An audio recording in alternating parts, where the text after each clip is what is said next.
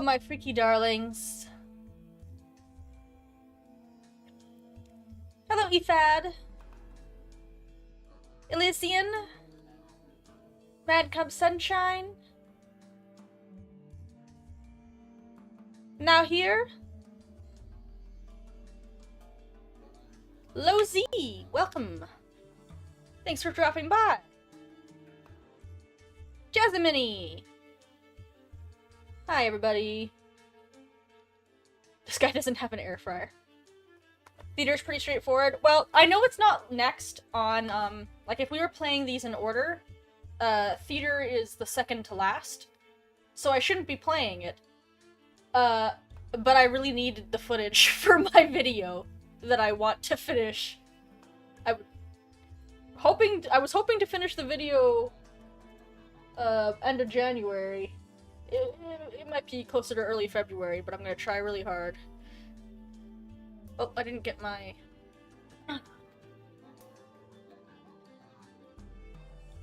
my lower book.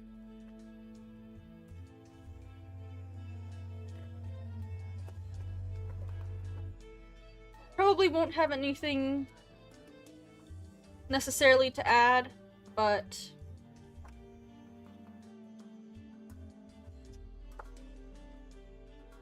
my long-ass ads, I didn't make them.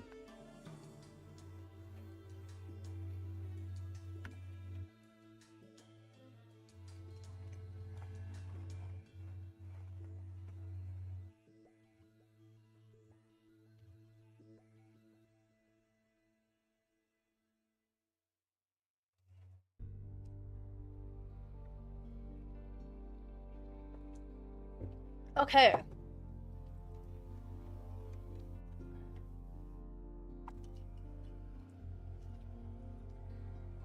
This one is pretty... does it? I'll have to go check out my settings and see if something got messed up.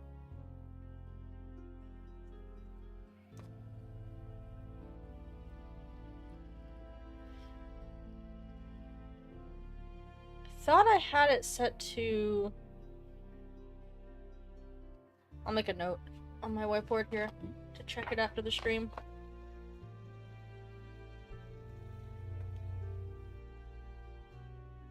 Check ad settings. Not with this whiteboard marker though. Useless. Where's my good whiteboard? Okay.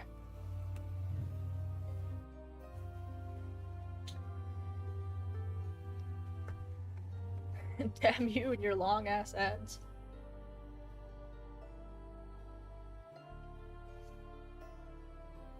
Alright, I think...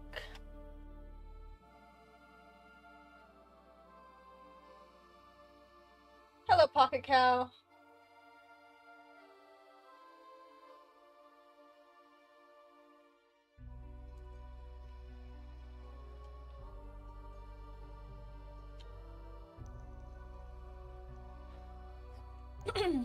Alright.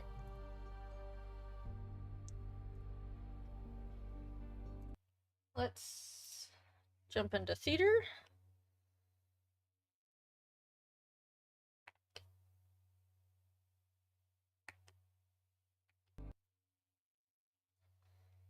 Because I need this footage. It's what it comes down to. Put this over here because it's kind of in my way there.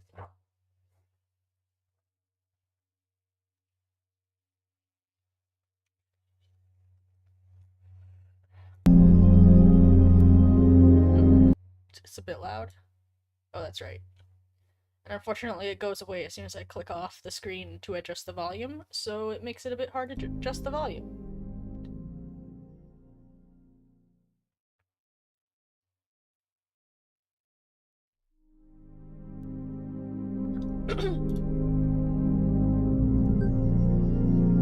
Alright.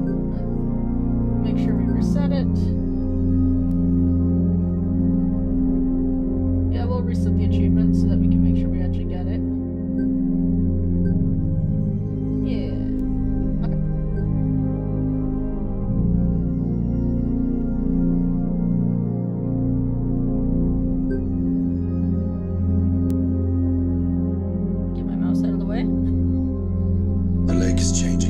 theories. My past is not what it seems to be. I will let the cubes guide me.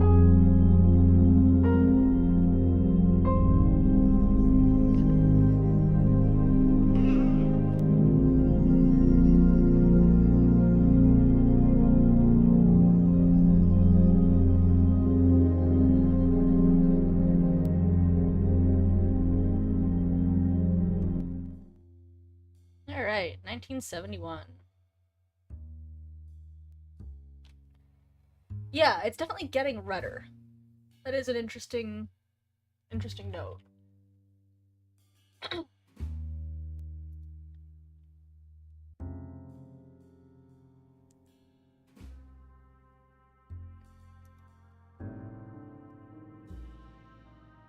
No. I mean,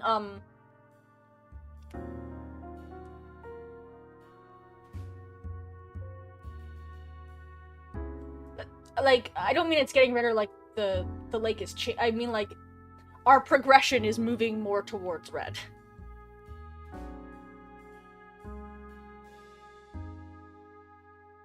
Seasons encased, yeah, the flyers, yeah.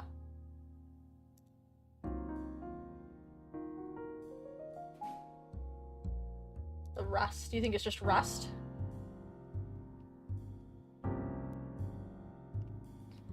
Hello, Alduus.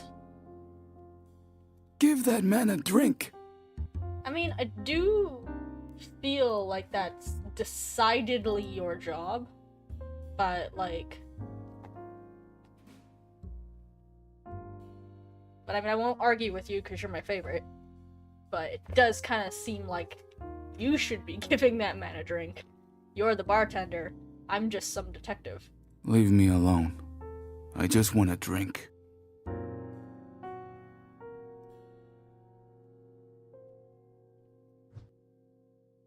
Dear Bob, as you know, I have not been feeling well for a while now. I will be staying at this lake I told you about. I'm sorry this didn't work out. Perhaps we will meet in another life.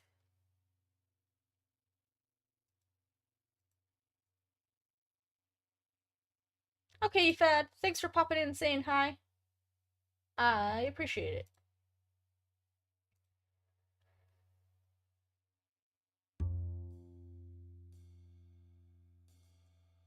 I don't even know what to say to that, Elysian. In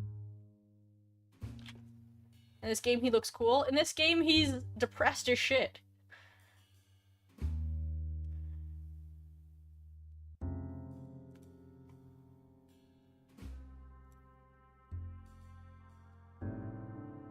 This photo makes me doubt the tree being Rose.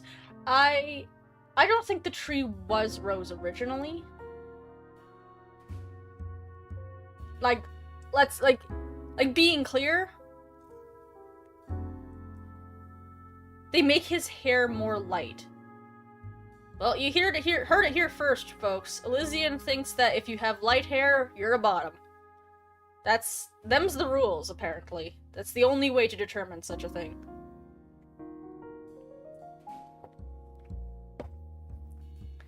Alright. No, I say that as if your comment is that he becomes a bottom when his hair is light. Which seems like an unrelated phenomenon to me, but what do I know?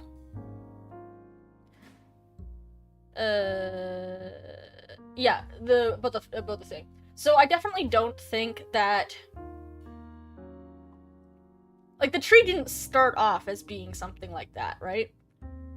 And this picture doesn't make a lick of sense anyway, because it's very, like...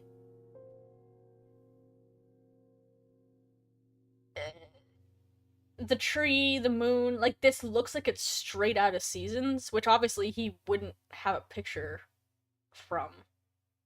Like, where are they? That he took a picture of Laura in front of a tree, in front of the moon, with her eyes closed.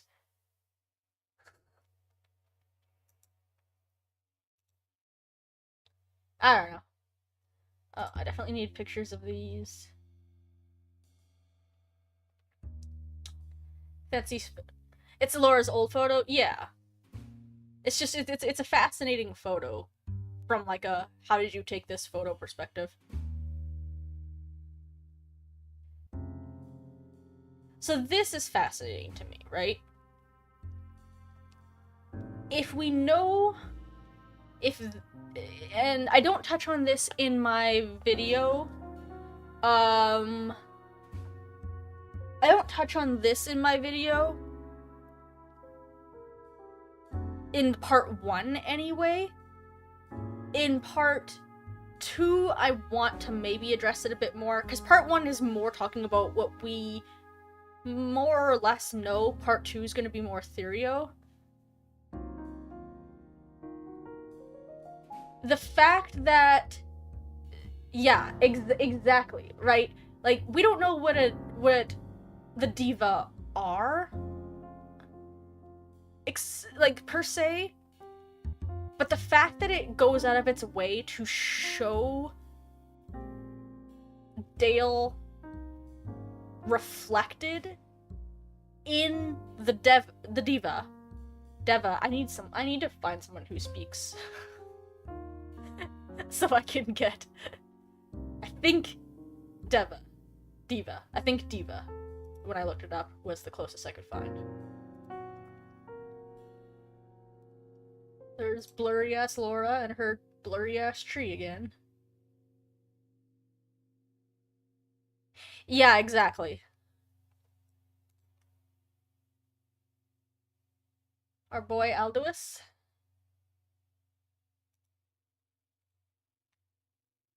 Fish. Just fish.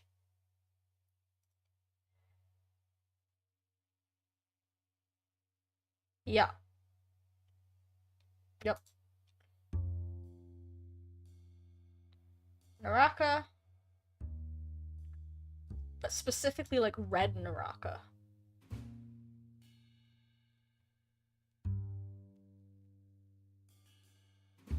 And of course, I just wanted to make sure I got, because when I tried to get footage from my last time streaming this, I left my damn mouse in the damn way. It is, you see it in cave.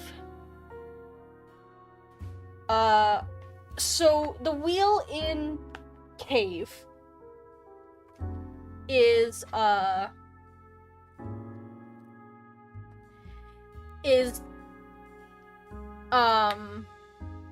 it's just a question mark. Here, it's just a question mark. In the book, it's a deer, and honestly, I need to address that in part 2, because I realized that after I had completely finished filming part 1, is that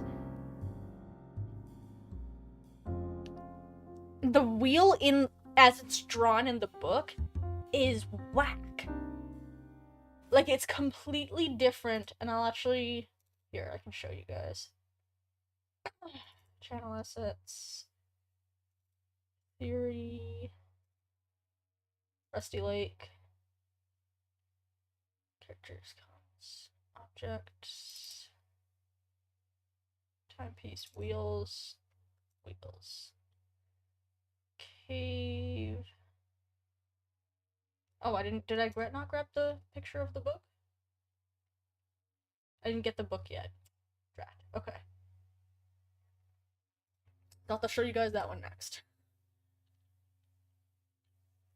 I didn't think so either, but so you see it in Paradise for 100% certain, and I'm pretty sure the book with the question mark is, you see, it's in Paradise and it's in Cave. It's the same book. You just don't see all the same pages. Let me double check. Paradise. Do I have a picture of the book? No, not yet. I have this whole, like... I have this whole, folder of screen caps and stuff I'm trying to start filling out, and, you know, unfortunately, you gotta start somewhere, so it's still pretty empty. Alright, 2 vodka and 2 orange juice.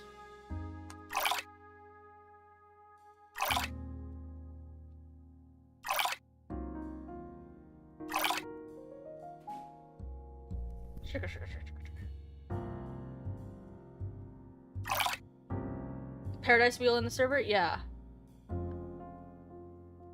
grab it. Yep. It is...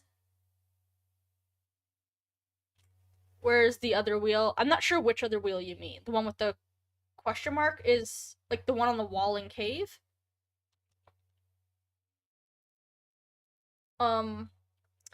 Yeah, so the part that's funny about the paradise wheel is that yeah, it's there's one on the wall on cave, there's one obviously here in theater. There's I'll show you the one on the wall because I do have that one. I do have that one saved because I used that already in the video I'm making. Objects, wheels. So the one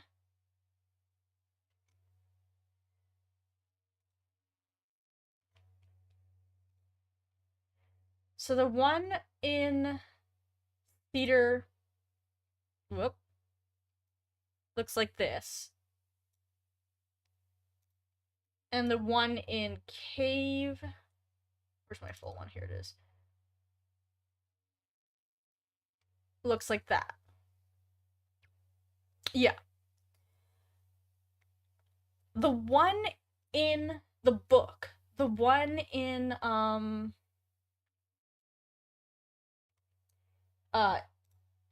Paradise is, hold on, can I zoom in? It is fine. It's fascinating because if it had just been, you know, the deer up here and the owl down here, then I would be able to be like, oh, cool, that helps us, that can help us think about what Diva is and what Naraka is. But they put the trees over here. Naraka is still in this wheel. It's just in the wrong spot. They put Naraka to where Azura usually is.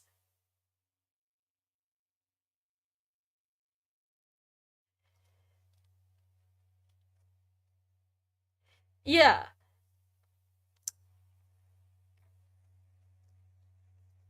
The thought that the deer in the image is specifically enlightenment and owl is the chosen one. I guess I'm not sure. No, I don't think that the book confirms that. I agree. But I do think that if it weren't for this here, I would be able to be like, it could give us some insight on what, because this is also just a book written by people who are trying to reach Diva.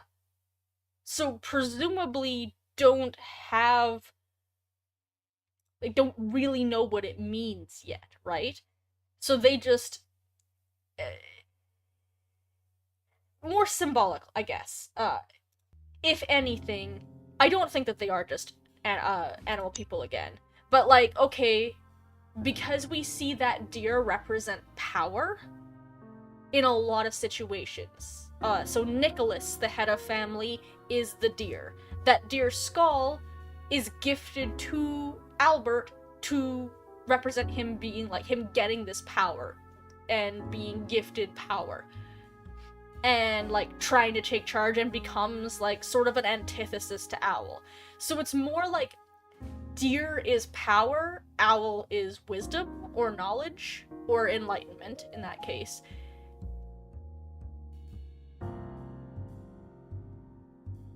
That's kind of where I'm playing with it right now. The trees, Naraka being on a different spot really confuses that Yeah, like the Triforce. It really confuses me because it makes it difficult to take the wheel seriously as a way, like, even as like a... It's hard. It makes it difficult. Here, sir. Have this screwdriver.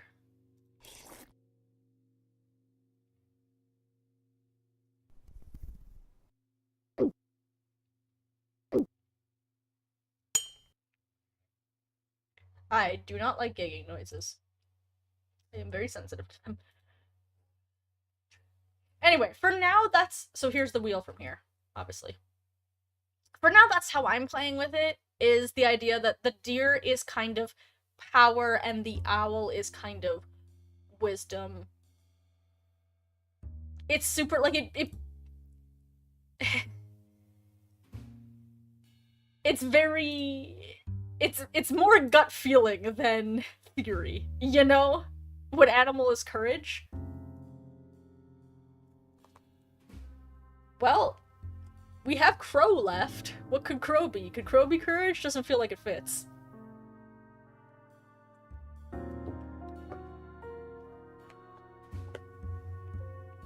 Parrot, maybe. Oh, yeah. See, we're on the same...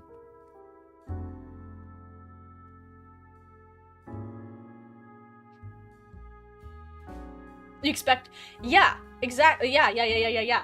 Because we see Dale with that deer imagery a lot.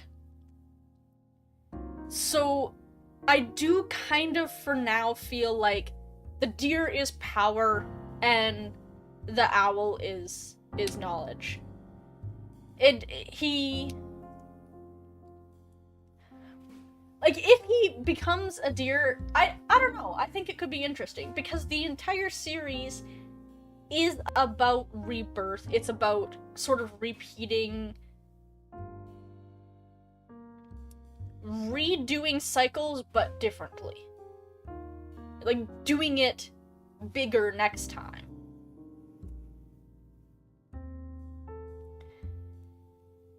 Maybe. It certainly seems like that's what it's going to be. But if he is...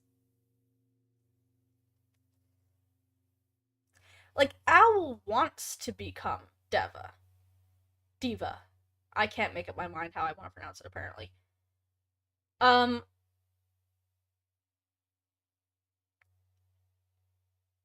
feel like Owl wants to be the one to become that form and then leave Dale behind as the new guardian, as... I think that he is definitely more powerful than Owl. And I don't know if he's more knowledgeable than Owl, I just don't think he cares necessarily. Albert isn't really fussed on the why. I don't think.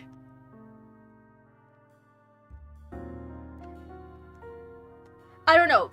I do think Dale is set up to become a diva. But I don't think that's what Owl's goal is. Owl is like, I'm leaving. I think Owl is trying to become a diva, to ascend and get the hell out of Dodge, and therefore leave Dale in his place to be the new, doing what Owl is doing. I just think that that's not gonna necessarily work out for Owl. I think it's gonna end up being that,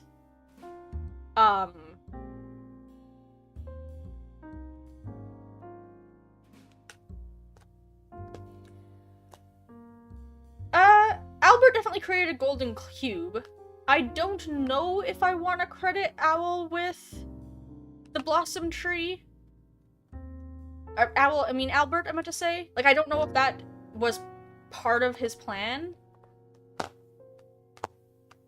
I think he just wanted the cube. Anyway, let's make some progression while we talk. That is the whole point.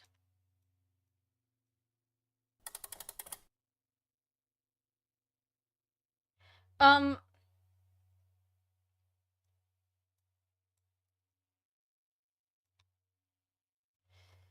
Albert doesn't care what happens to Rose. Rose figured out that helping revive him would lead to this tree situation. Yeah. I do think that Albert cares what happens to Rose in the sense that Albert, I think, cares and assumes that Rose is in it for him. Like, I don't think it even would occur to him that, what the hell am I doing here? That Rose could have ulterior motives, because, like, well, why would she? He's the best and most important part, right? Like, huh? Oh.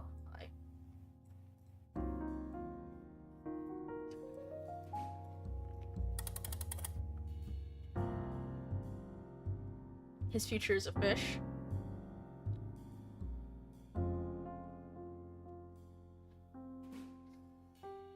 Maybe, yeah. I don't know. I wonder how he would know then that he's like, well, I'm just going back into animal. I have failed to... Yeah, it could be that he's like, my life is coming to its end. I never accomplished my goal. I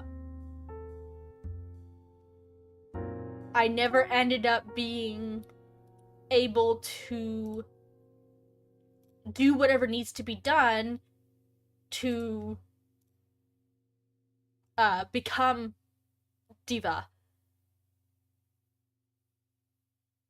So someone else has to be the new Mr. Owl where they can continue where I left off. And if he, if Owl feels, I've gotten 75% of the way there, I've gotten 80% of the way there, then almost certainly whoever comes after him should be able to get the last, 20%.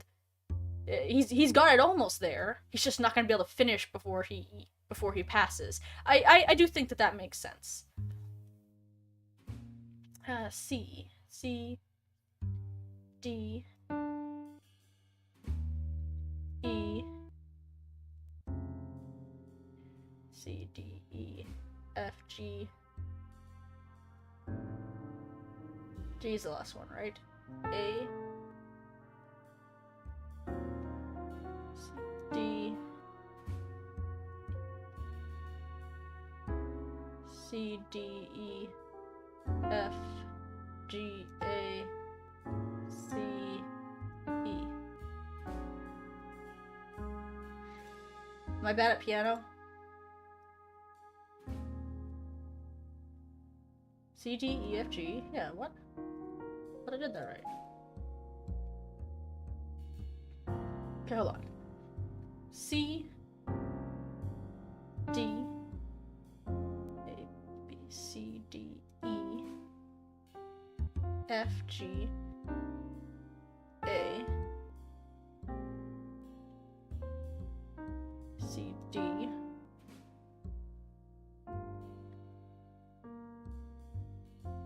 E, F. No, okay, well that one I feel like I was on the thing.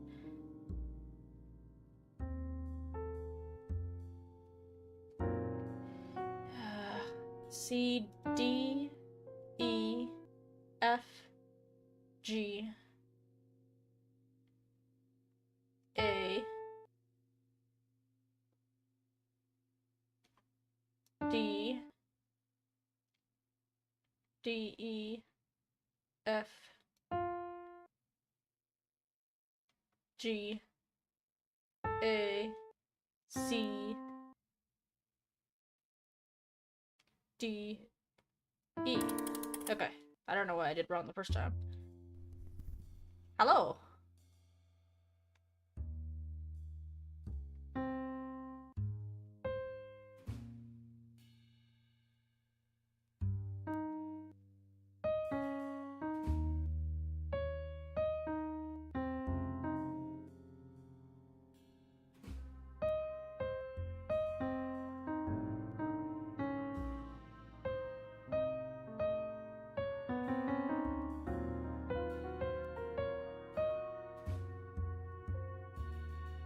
Hello?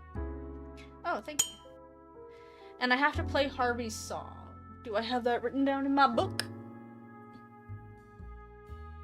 I sure hope so. Paradox, Paradise, Cave, Theater. Here we go.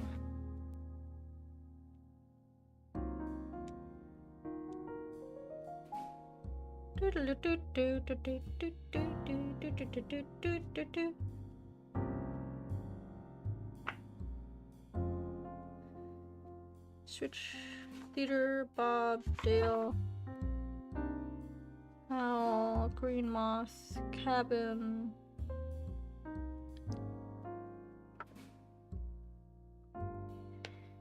Fish Parrot. Where the hell did I put my damn Harvey song?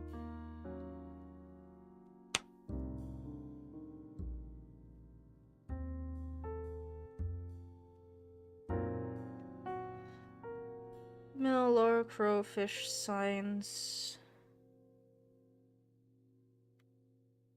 It appears Lady of the Lake, the Owl. Okay, well, I did not write down Harvey's song, apparently. Which I believe you get from Harvey's box. Maybe I wrote it down in Harvey's box.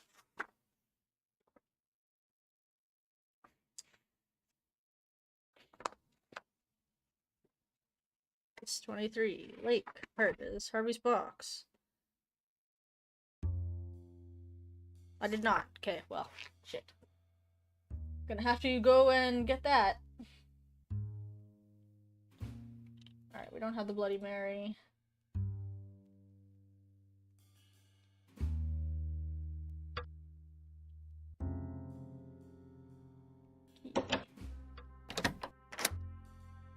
Hello.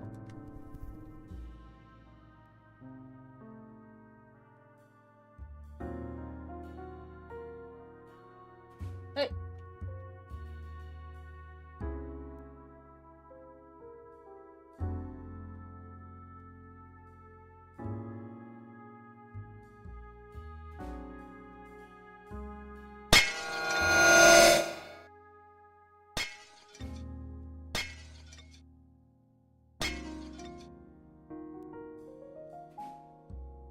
Alright, square.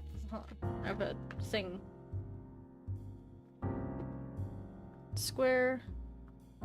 Butterfly. Circle with a dot. Okay.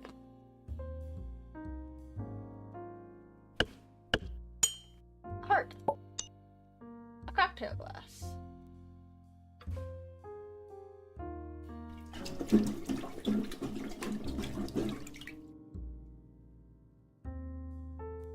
Hi.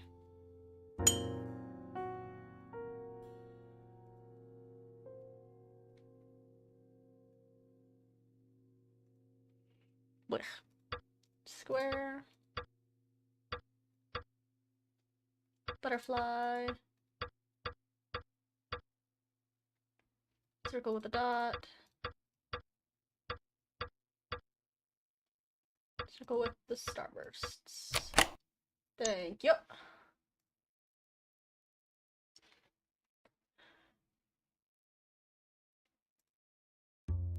Oh, I do have the plug.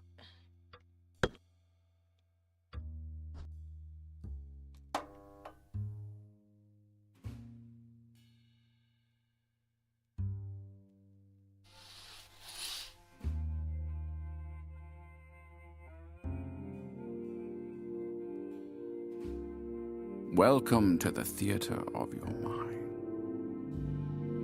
My name is Mr. Owl, and this evening I present to you 6 plays about the past, the present, and the future. It's showtime.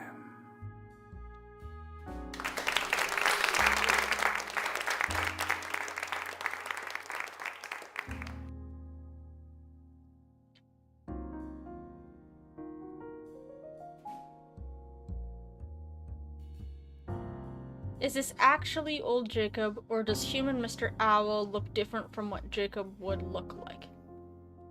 I think it's old Jacob. is my gut. Again, I keep, like, selling my new video. I'm not trying to just- whoa. That was disorienting. Like, I think that the transformative wheel rebirths stay tethered to their other form. They're almost two forms at once. Because all of the times that we see a transformation rebirth, as opposed to a death and rebirth, they hold on to the form that they were before. Whereas when they have a full death and rebirth, they don't even necessarily remember the form they had before. Like, we don't have any reason to believe that Laura specifically remembers anything about being William. Like on a conscious level anyways. Like, nothing about Laura indicates that she remembers William's life. Alduis, Jacob, anytime we see a character transform into Naraka as opposed to die and become Naraka, they can turn back into what they were before. So anytime they transform without death, they're kind of holding on to two wheels at once. And I believe that that is true of Jacob / Mr. Owl, because he remembers being Jacob. Because he still holds on to those memories and didn't die, I do believe that he's just still holding on to that form. And that form just is Jacob. It's not a new human.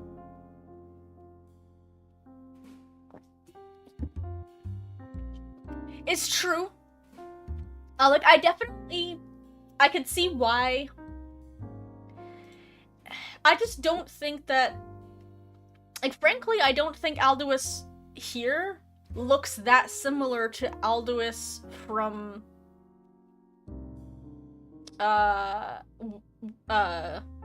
Mill, for example. They look pretty completely differently to me, and I know it's the same character. So that never bothered me, because I always, like, plus, the only time we see Jacob, he's quite young. He's like 11 when we see him as Jacob. Because when we see him when he's an adult and comes back to paradise when he dies, it's first person. We don't actually get to see what he looks like. He's pretty little, so the fact that his face changed a lot doesn't really bother me. Alright, now what were we doing? I guess just listening to the next stage of the play. The Lady of the Lake.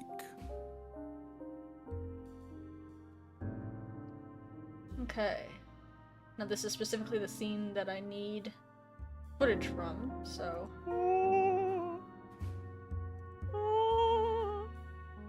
That's true, we do see Aldo in the thing.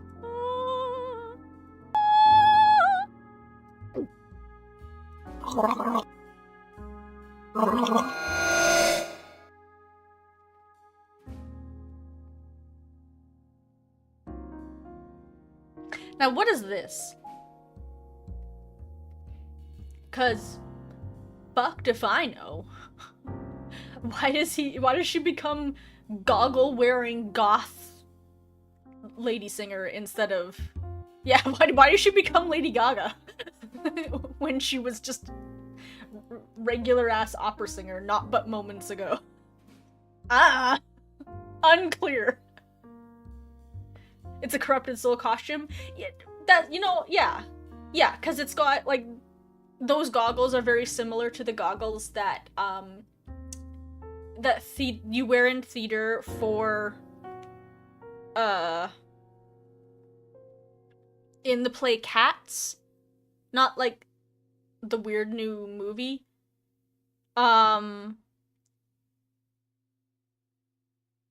Yeah, but, like, Pheasant doesn't die by having her throat cut. Pheasant shoots herself. Like, I get that, but it also is, like, I get it, but it also makes me, like, question. It makes me think about it. It's a mix of Laura and Pheasant. Oh, I see. Yeah, that tracks. The actress was supposed to play Laura. Because it represents Laura, because she's,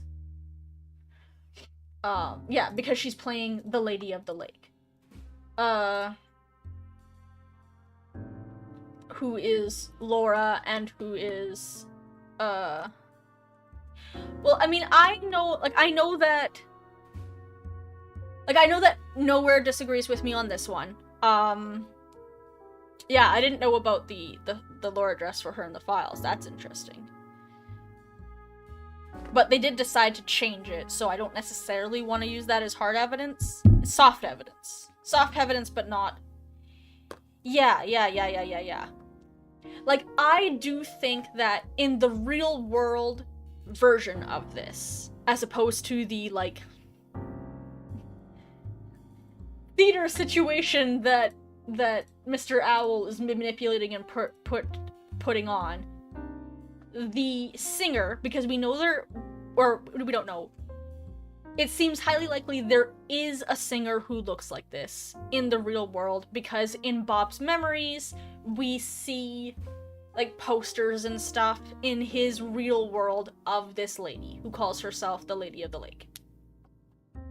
And I do think that Pheasant was reborn into this singer, but died and was reborn. Doesn't really remember anything about it. There's sort of some niggling instinct of her past life, which is why she uses the stage name Lady of the Lake. Like, there's part of her that, like that sort of thing. This version of her is enacting a play, but I do think that this is a person in the real world, because we have evidence of her being a person in the real world, and I do think that this singer is Miss Pheasant, therefore is Elizabeth, and whoever these other lives are.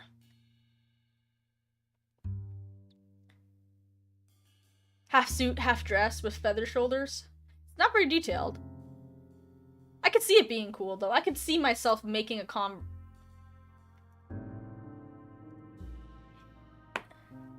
Yeah. I think right now I'm operating under the impression that the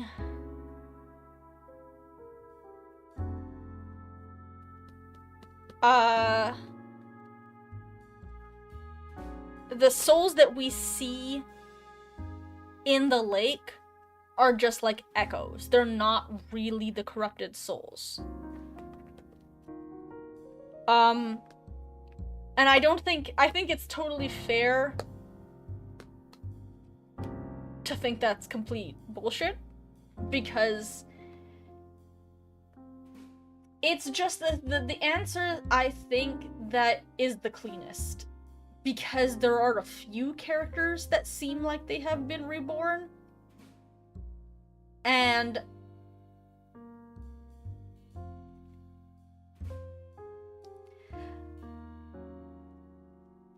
it doesn't make sense if they're still just chillin' as Preta. So I guess I just kind of want it to be...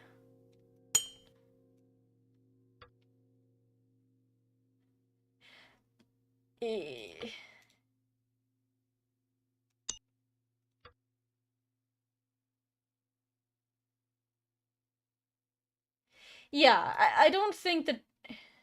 Hold on, I gotta get... Oh. Okay. I forgot that I could...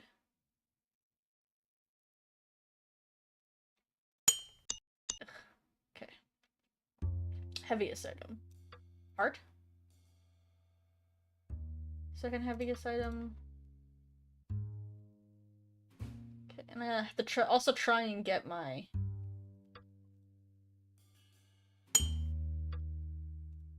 mouse out of the way. Because I really want a picture of this. Okay. Keep my mouse out of the way.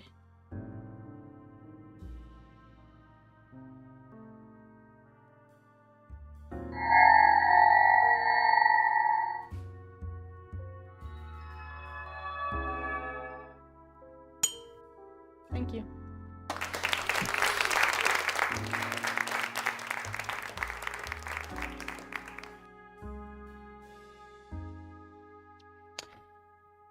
Miss Pheasant and the singer portray the same role, Lady in Blue.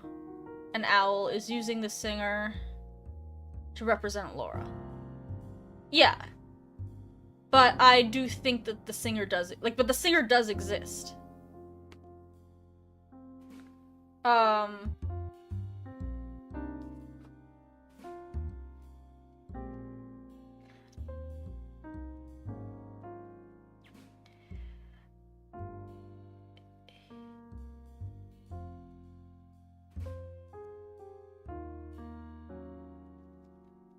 The singer hair doesn't have anything to do with Pheasant.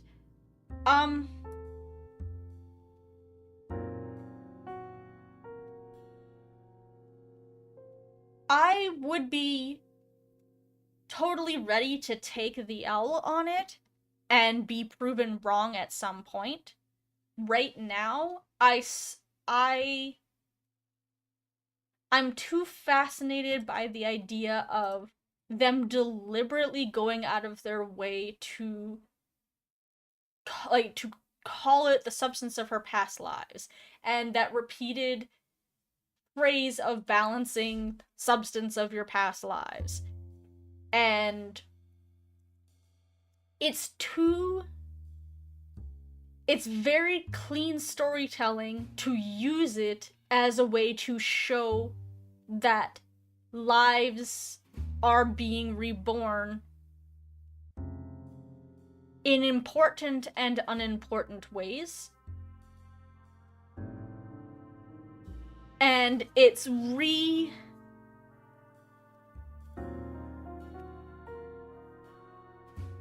of those items. Well, the hat is Pheasant. Pheasant does wear that hat. I don't think Laura has anything to do with it. Like, Laura's not part of that rebirth line.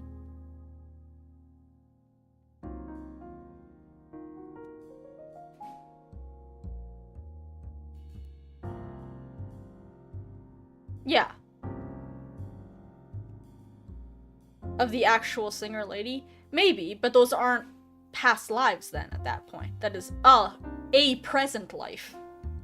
And therefore it doesn't mean anything for explaining the rules of the lake to Dale.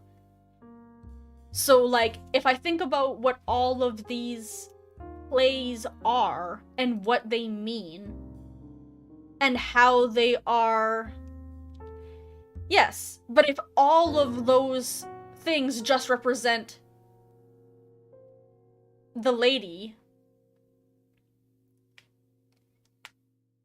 Yeah, it again, like, I definitely don't disagree that this is not, there's not a lot of evidence, I think, either way. And I think from a storytelling perspective, but the skull is the exact skull from the model in Hotel.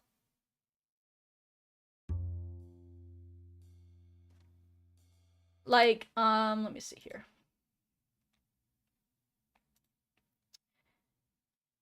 Yeah, but why would it be a hawk? There's nothing in the game to be like, and now it's a hawk. Like, there has to be some reason for you to think it's a hawk now. Hotel. Oh, I don't have one of the statue man with the beak. Looks like a hawk. When we get to that one, we'll have to rediscuss it. It's hard to discuss it when I don't have all of the pictures yet to re-look at.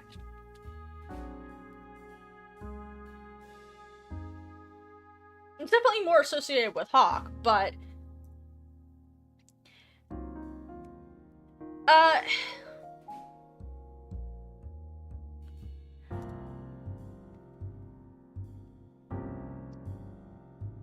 Yes, but they did in Hotel.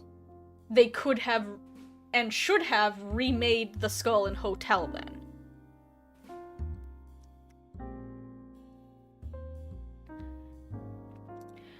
Like, yeah, so basically, like, I don't disagree that something could easily come along and disprove my thoughts on her. But for me, I do feel pretty strongly that it is Pheasant. Because these little stage plays mean something. They are here to teach Dale, even if he doesn't understand what yet, the rules of the lake. So that he can take over as the new Mr. Owl. And for me, that particular play that shows something that means something to us as a past life, and that uses the same kind of imagery as the line we have heard lots of times of balancing the substance of your past lives, of her transforming into the Preta, like, there before our eyes in, like, a theater sort of way, with the, like, goggles to make your eyes look flashy and all that. I think that it needs to be there to teach about rebirth, so I think rebirth needs to be relevant to that part of it. And I can definitely, like,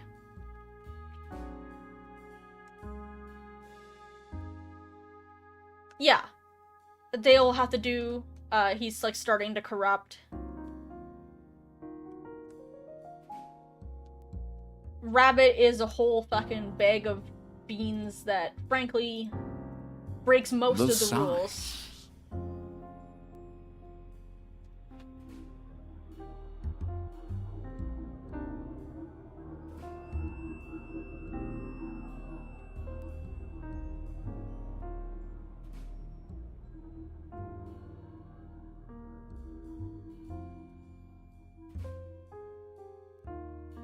I don't, like, yeah, like, I'm very prepared to take the L on it at some point, but for now, I feel, from a storytelling perspective, that there is a level of rebirth involved with characters we know, with the Lady of the Lake, with the singer.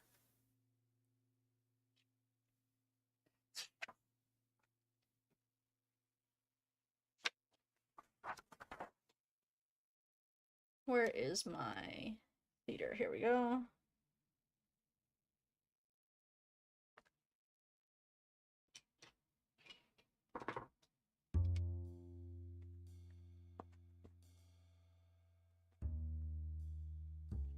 And, like, one of my white whales, I've always wanted to see if it's possible to interpret those scales as different characters, as, like, a path of rebirth.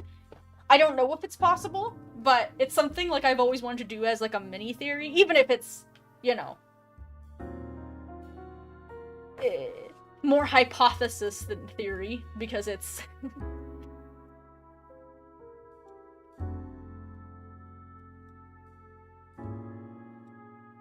there's only so much. Now, I don't know. I meant to write down these last time to check what these symbols mean. No, I don't want it to be time travel, which is why right now I lightly believe that the souls in the lake might just be echoes, because I feel like, and again, I'm gonna have to look again, I had seen other characters, Like, particularly Mr. Rabbit.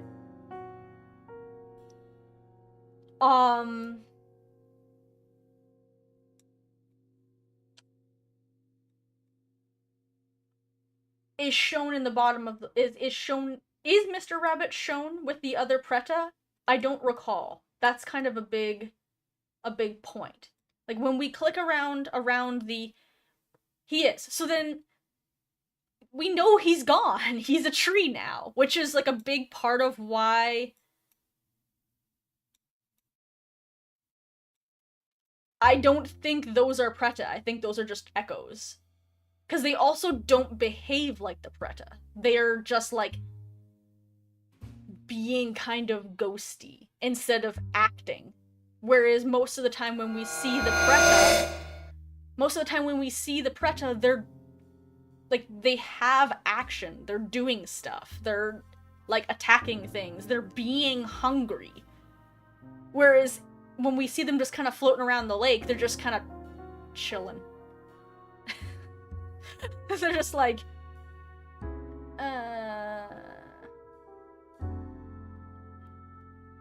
it's a memory of Mr. I mean, yeah, I guess.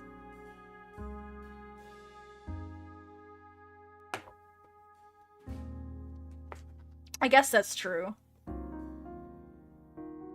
But if that...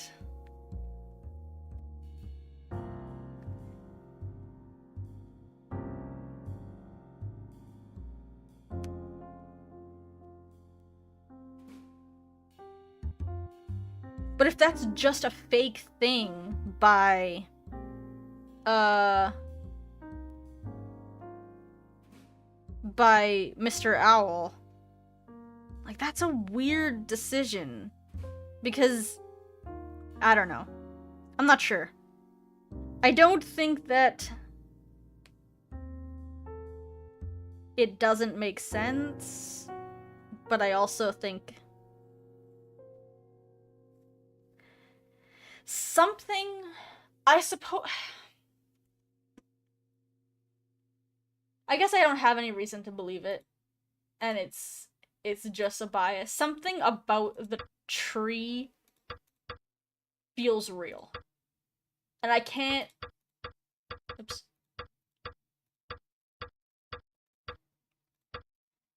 I gotta figure out how to express what I'm saying a bit better. Like, I'd have to sit and think about my... think about my thoughts, I guess. Sort out my thoughts a little. To, like, explain what I mean by that. But, like... I do think that Dale is affecting things by doing that to his memory. I don't think that he's necessarily changing time. But he's, like, leaving a memory and then becoming... I don't know. It feels real. It feels more real than just... two juice. I'm, like, trying to think and write things at the same time. And I'm just, like, writing nonsense. I wrote juice real, and I'm like... that's not correct. Vodka.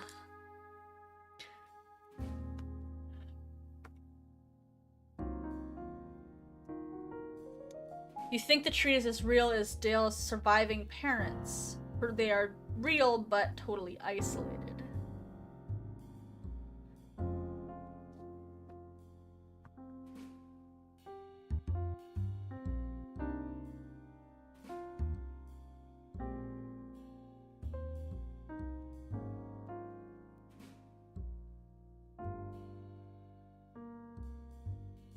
So confusing.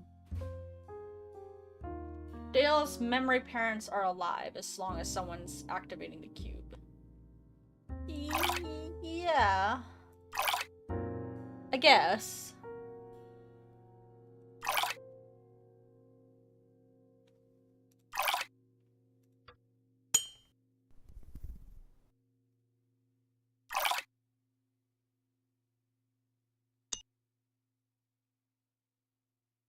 I have that.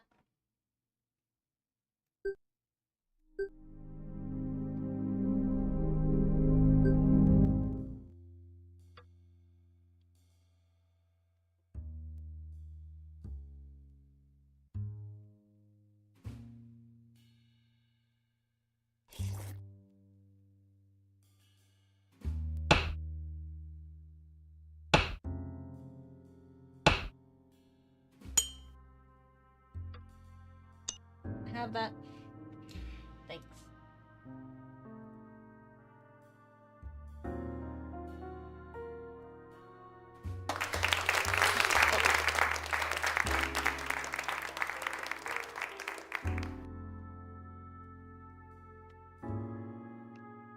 Must always applaud your theater people.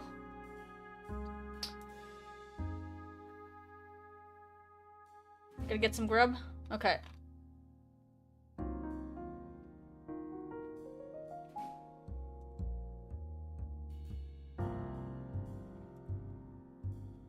Fish and the parrot.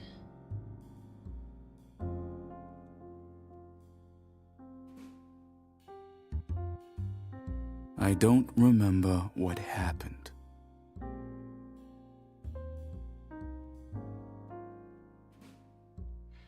Remember what?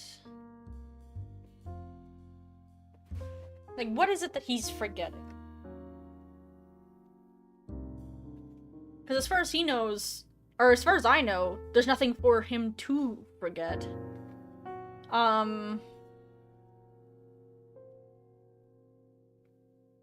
She went on a trip, and then she died. Like, there's not anything to forget or remember there, right? I guess? But he doesn't... My point is, Pocket Cow, like, he doesn't know what happened to Laura. There's nothing to forget or remember. That would be like, if I had a friend who went... Yeah, I think the White Door... No, but... The White Door is post... arrest. And this is presumably pre-arrest, right? Like I said in my timeline video, it's probably the one part that I cannot untangle. I can't figure out,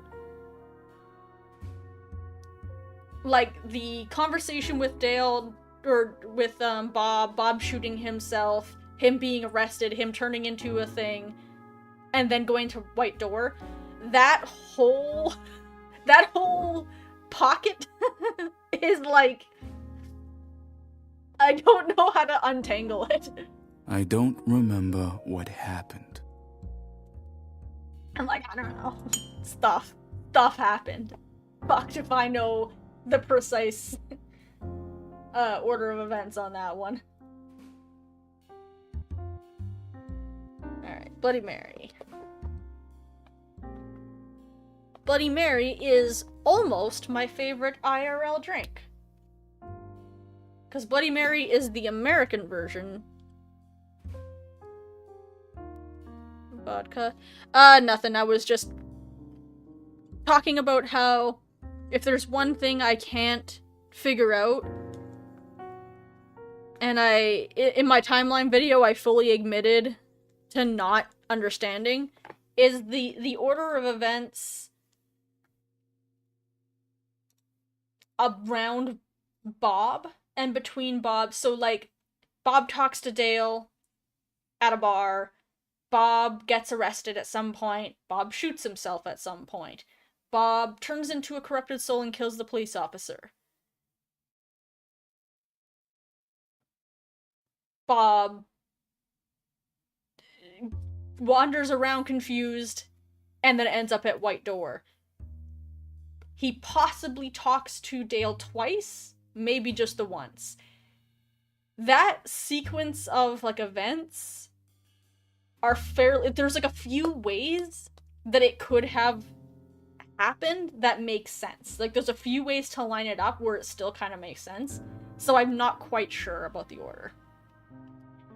And then I was saying that, Bloody Mary is almost my favorite drink. This is the American Bloody Mary. The Canadian Bloody Mary is very similar, but instead of, and of course, to be clear, in a real Bloody Mary, you don't use blood, you use tomato juice. The Canadian version of Yeah,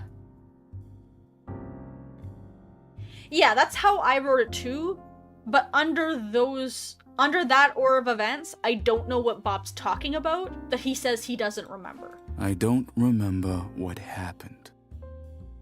Remember what? There's nothing to forget or remember. Nothing happened. But yeah, the Canadian Bloody Mary is a Caesar, where instead of tomato juice, we use clamato juice, which is a Canadian drink, or a Canadian juice, which is tomato and clams. It sounds gross.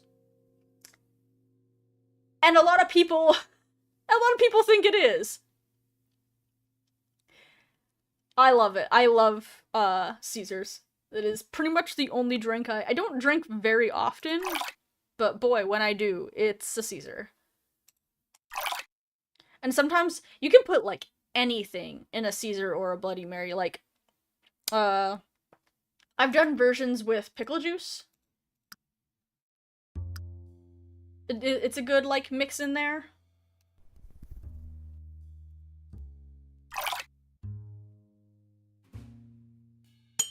Yeah. Interview with Bob. The Shot. Lost Soul. Gets corrupted. Gets arrested 10 months later. Becomes depressed. Corrupted again and escapes. Wakes up in the street. Yeah. And I mean, like, even that, like, you guys both put, I wouldn't say completely different, but like slightly different orders. Both of those orders make perfect sense. There isn't, like, unlike the rest of the timeline, where you can argue, like, minor things, there's not a lot of evidence that, like, feels really solid one way or another about it. So when I was writing that part of the timeline where I was trying to just talk about confirmed things and not as much the theory things, I was like, guys, there's not like a very confirmed order here. How? Can I have that? In we go.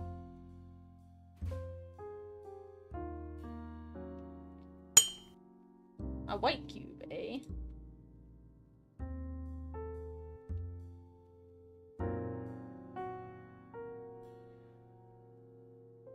Yeah, exactly. And that's kind of...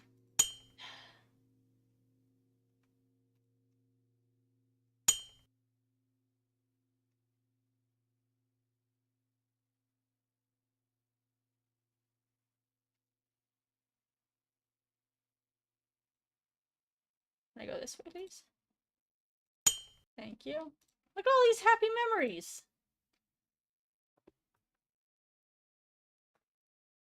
Of course, I just took them all out of him. So, you know. And I mean, like this, for example. This is a recreation, so it didn't happen. But there's something to be said about...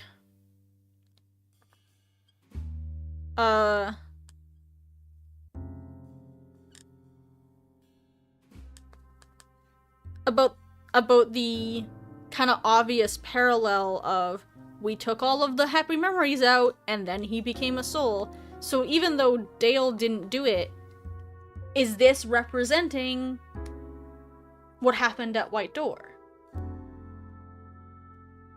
It's maybe a stretch, but I think it's worth thinking about because that is kind of what happened, right? They went in. Can I please leave? Don't get out of here. Yeah, I don't have this code at the moment. Can I please leave? Back out. Laura wasn't actually important. I think she was. Oh, there we go. I think she was always important, just in a different way, right? Like she was just the woman. But the woman's story was clearly important to Dale. It was a fairly strong catalyst. Did I get that? Good. Alright. Mr. Crow was originally making the drinks, he extracted the memories. Yeah, that would make sense. Alright, Fish and the Parrot. Also, hello, sir. Women can't live with them, can't live without them. Women can't live with them, can't live without them. Women.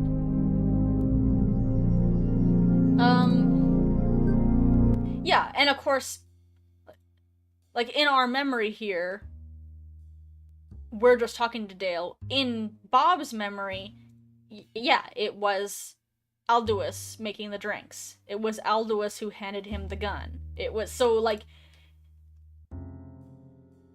we're kind of being shown to be the ones doing it, but in actual events, it was The fish Alduus and the parrot.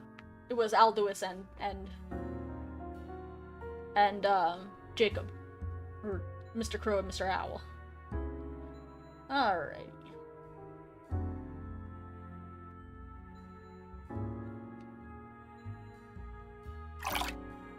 Water. Okay. Do you want water, Mr. Fish? Whoop. No.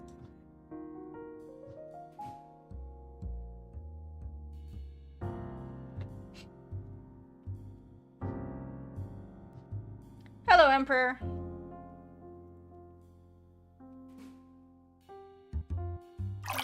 I supposed to be giving the... No, I don't think so. Flower. I don't remember what I am doing here. Yes, hello, Harvey.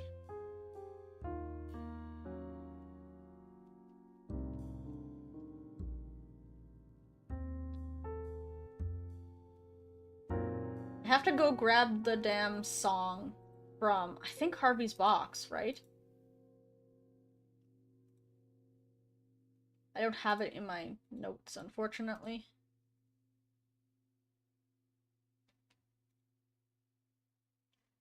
Okay. Flower.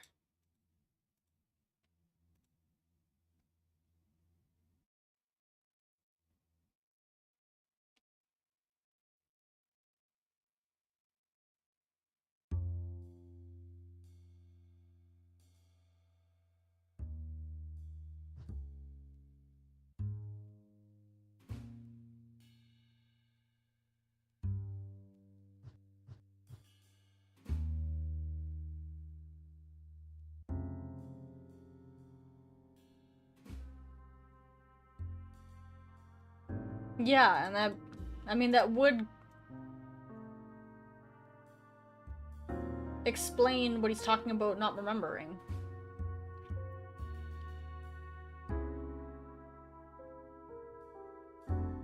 Why don't I remember what the hell I'm supposed to be doing for this puzzle?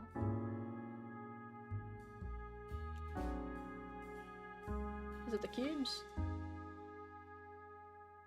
No.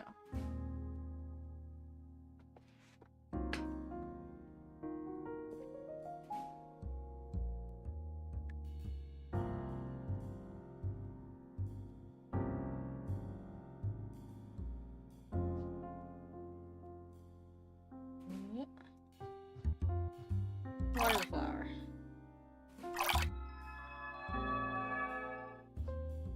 Oh, thank you. Bird seed. Okay, feed the bird. Uh.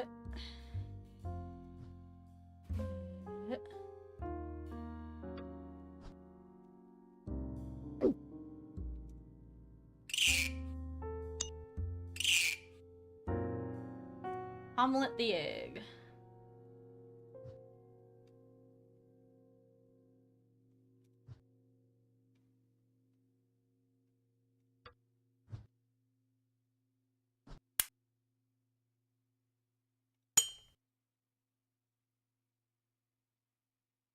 Feed the fish.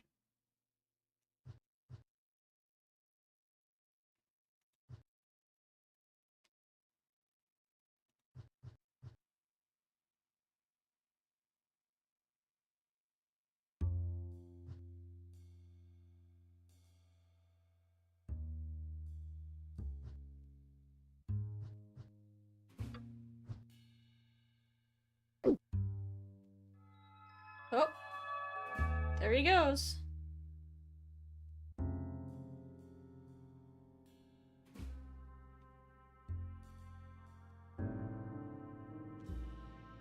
Bye, Monsieur the fish.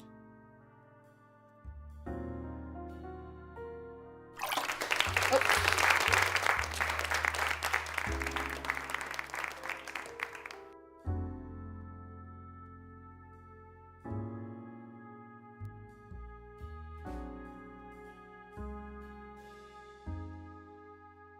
And what of Dale's fear of fish?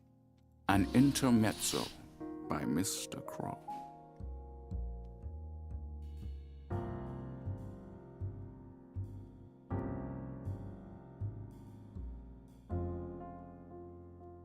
It's funny, the first time I played this, and honestly every time I play it, for a split second, because I play too many Nancy Drew games, I guess, my first instinct on seeing Crow up on stage, I'm always like, oh, he's away from his desk. I can snoop behind the desk now.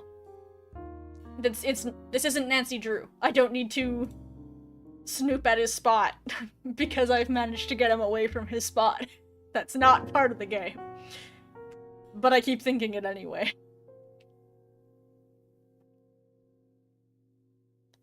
Flying Fish God? It almost feels more like fish represents death. Right? And maybe it's just a matter of, like, it represents being stuck in the part of the wheel where you have no control, where you have, like, your brain is stupid because you've got fish brain. But, like Nowhere said earlier, you know, Mr. Owl specifically, like, shows himself becoming a fish to represent, my time is almost up. I'm going to turn into something, like, I'm gonna die, and maybe he knows that his next wheel will be animal somehow, or maybe he doesn't, but maybe it's just sort of representing, I'm going to be something else that's useless. Something else that doesn't have this memory, that doesn't have my power, that doesn't have my strength. So, right, exactly. By, like, following that sort of... Mr. Owl uses it to show, I'm going to die. Dale's scared of fish. Is it because he's scared of death? And it's kind of like, it's very loose. Yeah, and you can sleep with the fishes when you're dead. Well, 1, 2, 3. 1, 2, 1, 3, 2, 2, 1, 3.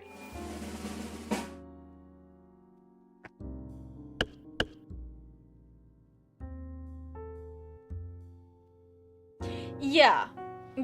Like, my question is more, how does... Like, it's interesting to me that he somehow knows not only what his next wheel wedge is going to be, but the form. Like, that's fascinating to me. That he seems sure not only that he is going to die and be reborn as...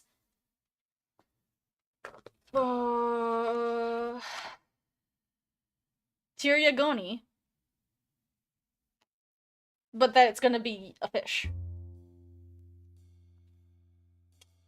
He tapped twice, right? 3. 1. 1. 2. 3. 1. 2. 3. 2. 1. What is this part of the... Like, it is just gameplay. It's just to have puzzles. But part of me almost wonders if this section of the play, if it's teaching him about things like being reborn, and oh, Harvey was definitely something else before being a parrot. Almost certainly. But so if there's like being reborn and like all that kind of things, is this like learning to follow orders of Mr. Crow because he's the one who knows the most once I die?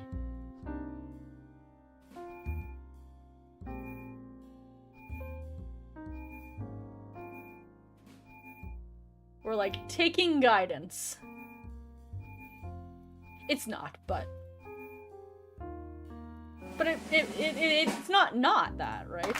Oh.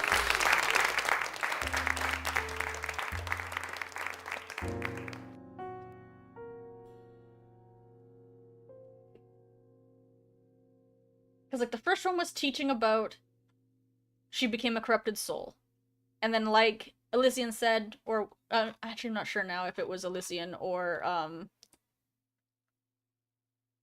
yeah, exactly, enlightenment. Like rebalancing yourself and your past lives, rebalancing your past lives in order to escape being Preta, to like get back out. Then we had those 4 symbols, which somehow represented Naraka. I'm gonna have to dig into those symbols a little bit more.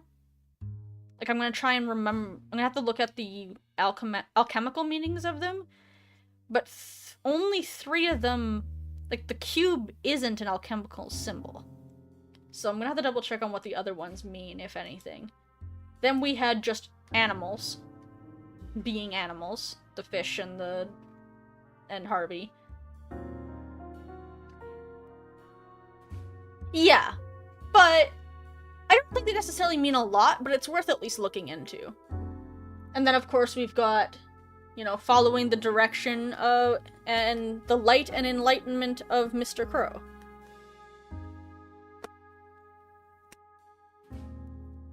Clock. Of Azura.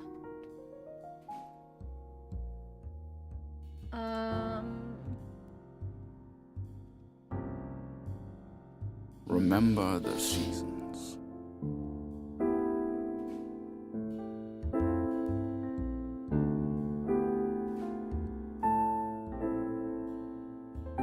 Hello again, Mr. Crow. Women can't live with them, can't live without them. So you say.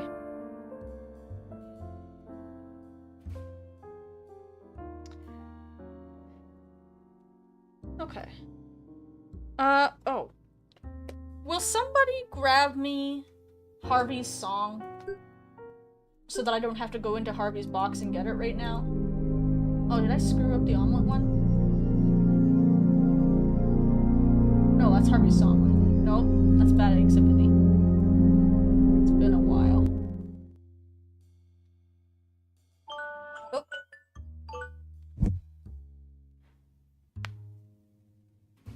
Okay, I'm going to run to the washroom, and I have to take some medicine, actually. And so I'm gonna do like a 1-minute break here, because I'm gonna grab a drink too, and then I'll grab I'll see if Pocket Cow, if you would grab me the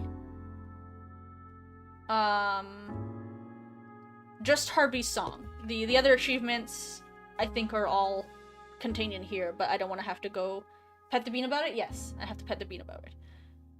I think all the other achievements are just in this game, so that's the only thing I need to grab from the other game. So I will be right back. Nope. There's no bean there. Turn the bean cam off.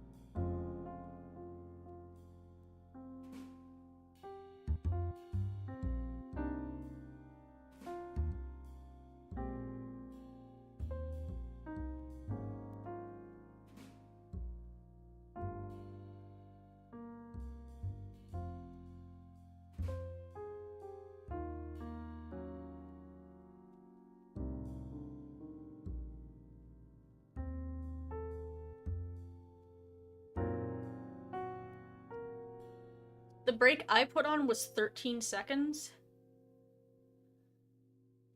But the random one was 2 minutes.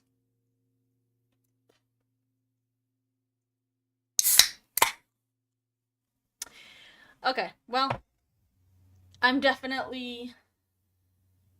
Oh, it is in this game? Okay. Thank you. For some reason I thought that, it was one that you get from Harvey's...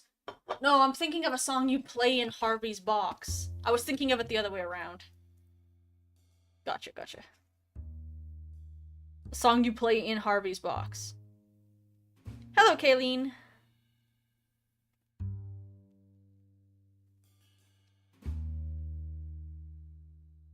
Okie dokie. Can't live- yeah. I always wonder about the wife.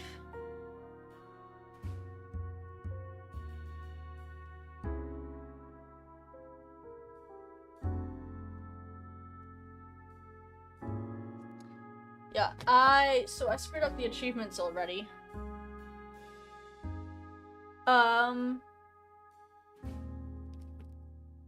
Oops. Which was something I realized, because I didn't feed him omelets, so we'll have to do a quick... Yeah, this one's during the fish, so we'll have to do, like, a speed run after.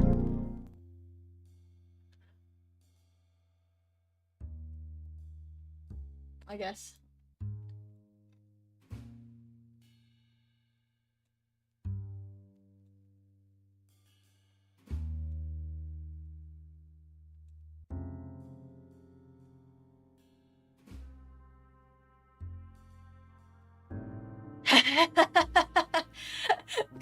His wife just sewed his mouth shut for saying that line. Maybe. Hold on, I gotta make sure. Excuse me, sir. Where is she in the frame? Okay. About the...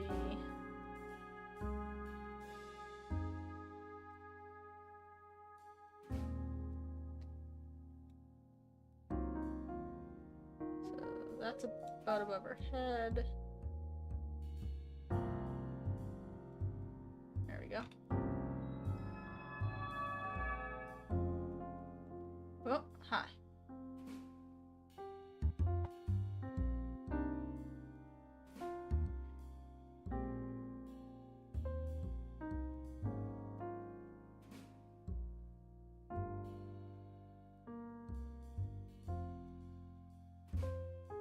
Never understood the parrot and the fish? Yeah, I mean, I guess it's just the different forms, but there's not... And animals eat food. Okay. Thanks for the...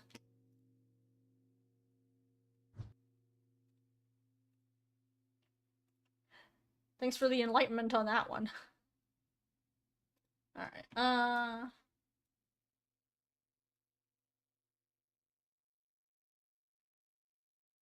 the hell is this part? Ah, yes, of course. Oops.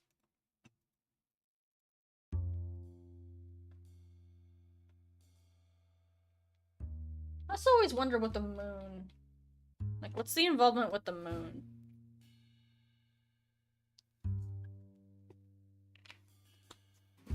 Is it just like the moon has power and the lake has power?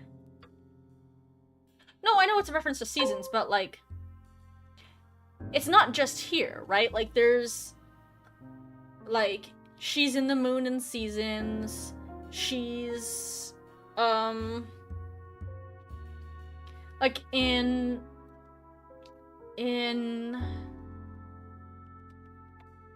Paradise, like, the blood moon, like, obviously that's specifically a reference to the plagues of Egypt. So, like, it's not necessarily anything profound, but it is something, like, that I keep in the back of my head as, like, I wonder...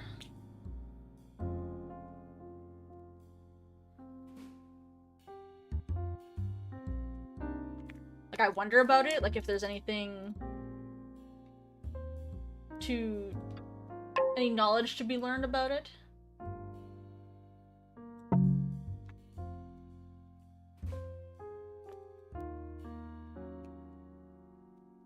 Yeah, the moon is a mirror.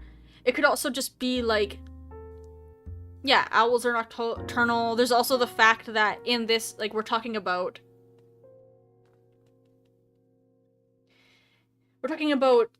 a world where this all-powerful thing that we're referring to is specifically a body of water, right? And of course, the moon has its influence over water. Like, it doesn't necessarily mean anything. It's just something that I think about sometimes. Am I missing a cube?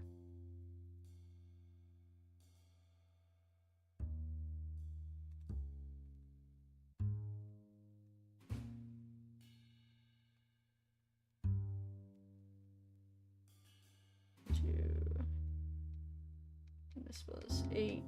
Yeah.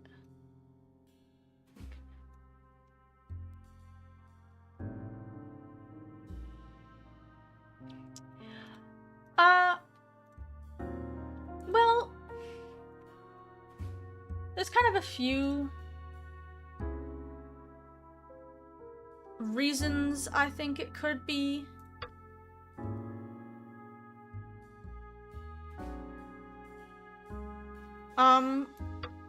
Why they might have used the plagues.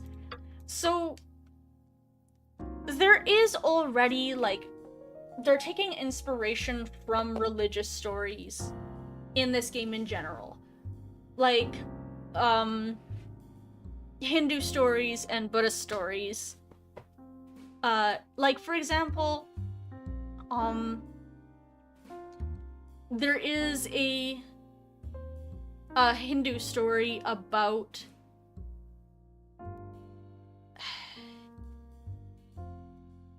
to summarize it very loosely, the Azura mixing a elixir in a lake in order to gain power. Like, I think, like, it's pretty...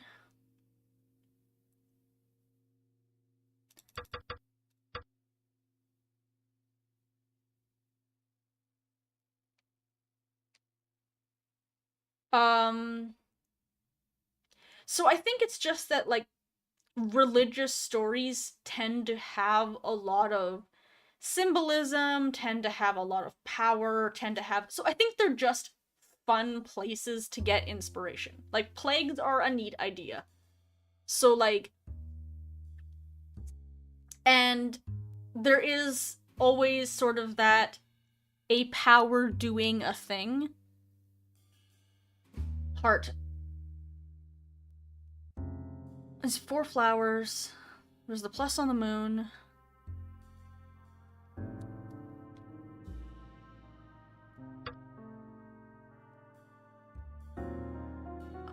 Was there a symbol on the windowsill or on... No, that wasn't right. Let me out of here.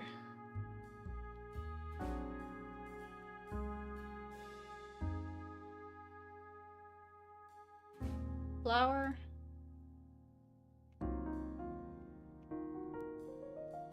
Oh, there we go. Okay, so there we go. 7. And then, presumably the hands is...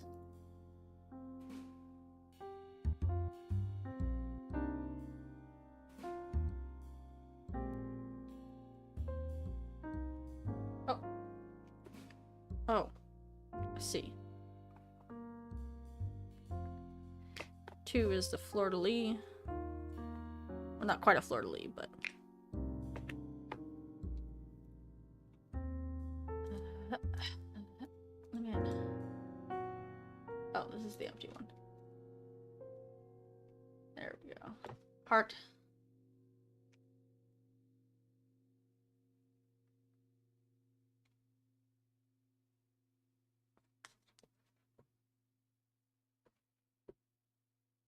Is that a 5 then? It's not the 4 flowers, it's just the 5. Fleur-de-lis adjacent. Yeah. And the moon I got. Okay.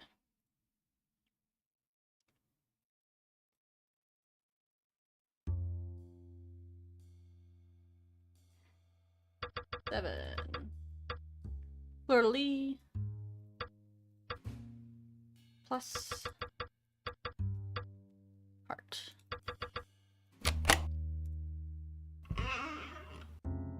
He's already locked one away.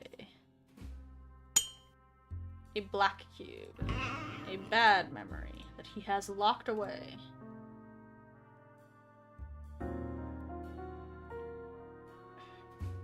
There you go.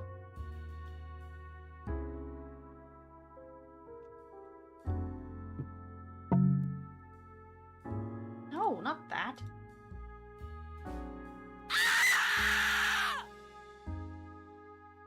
Like, and this also kind of implies that he remembers Laura's death, right? Because we pulled that out.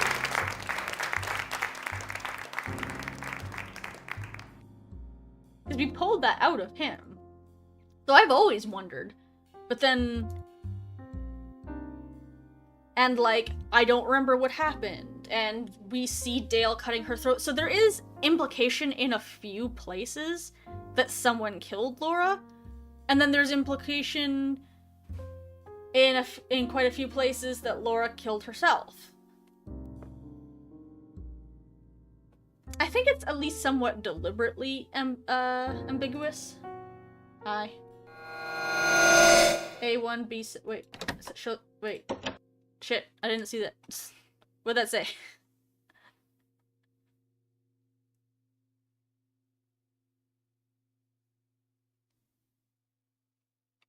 Can I clip it? Never clipped my own thing. How do I clip? Alright, well that button did nothing, so... Oh no! Sorry, Kayleen. And Pocket Cow, you both... Shit. I can't go backwards in my own stream. So...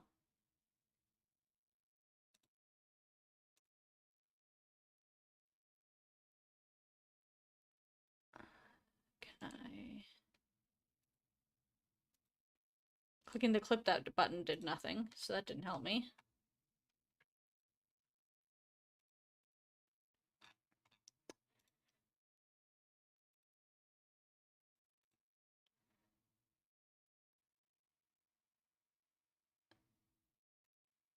Alright, well, rip. I don't think there's anything I can do about it.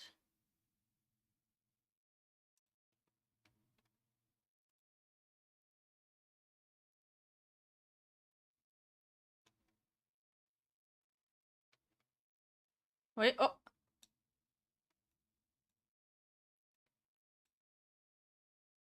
There he is. I think I have enough time. There it is, and pause. Okay. A1, B7, C1. Got it. Worth it. Definitely worth going into my back settings in order to...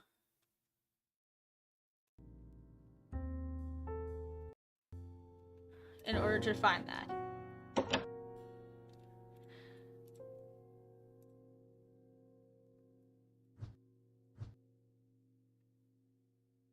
I feel dead inside.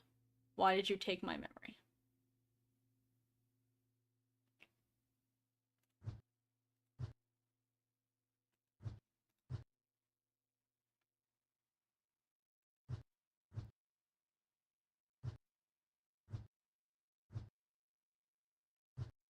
I forgot the gin and tonic. God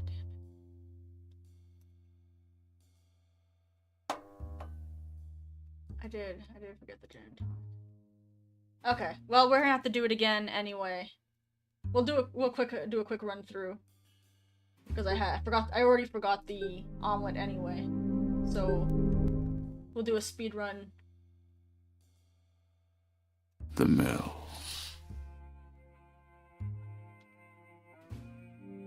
What is the mill, Mr. Are you Owl? ready for the final play?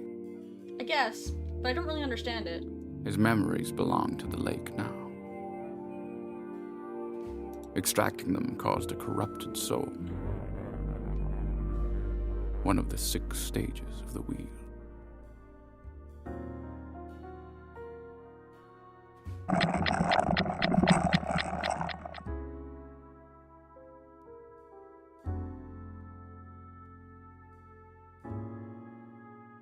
Yeah, it's a good point.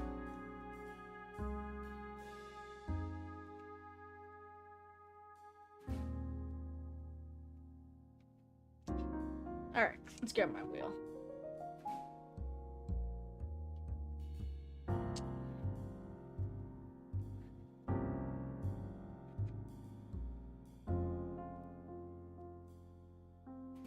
Corrupted soul is this. The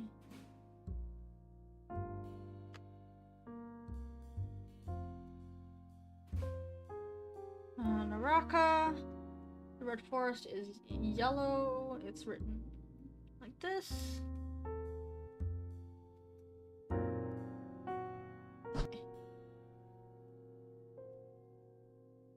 Then we've got Tiragani. It's the really long one. It is blue. Oh. I wasn't really done, but that is Azura. The pink one.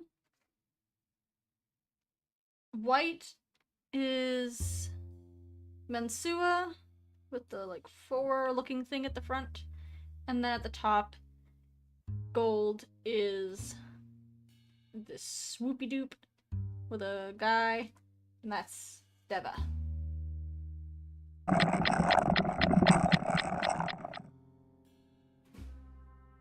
Your mind is reaching a higher state of consciousness. You are learning about your past and your future. What you may become. Now, continue your journey.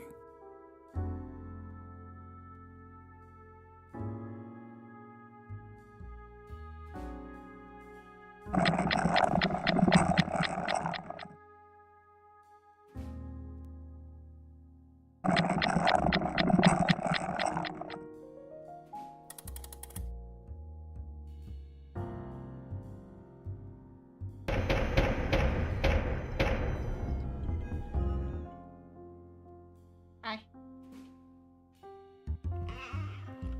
It's alright, leave you all corrupted and shit.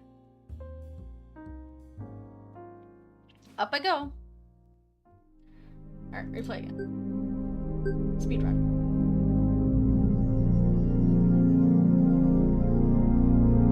The lake is changing my memories. My past is not what it seems to be. I will let the cubes guide me.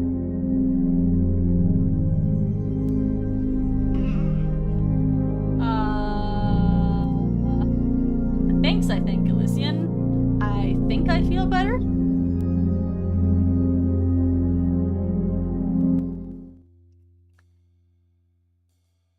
Hello. Leave me alone. I just want a drink. Leave me alone. I just want a drink. Give that man a drink. Yes, yes. Alright. 2 vodka. 2 orange juice. Sugar, sugar, sugar, sugar. What's hole up? And I need to... Yeah, I got good clips of all of these. I do need to,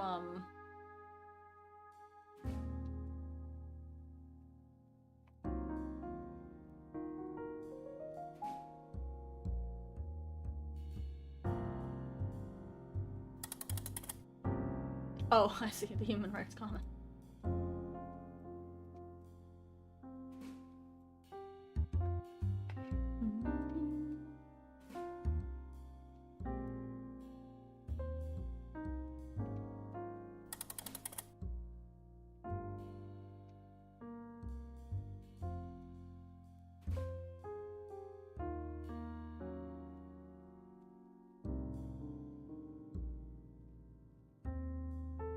Is that fish wearing pants?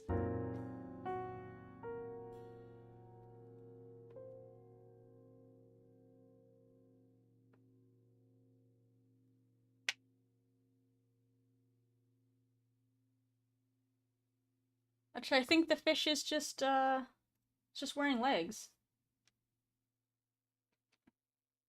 It's from a famous art piece. Or it's not from, it's inspired by.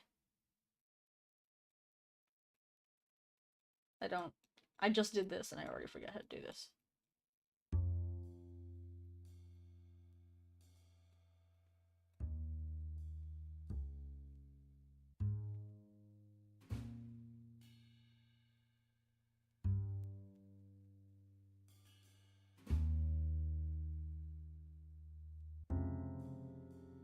Ugh. Ugh. Ugh. Whoa, hey. Come on now.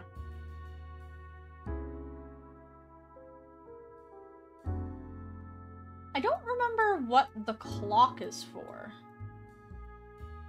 It's been a while. Does anyone remember off the top of their head?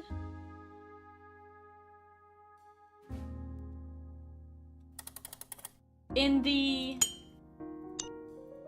this painting? What's this for?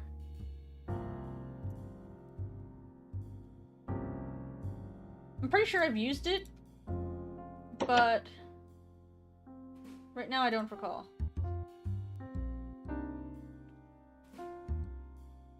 Oh, it's just the reuse acid from Pheasant's Room. Gotcha. Leave me alone. There you go. I just want a drink.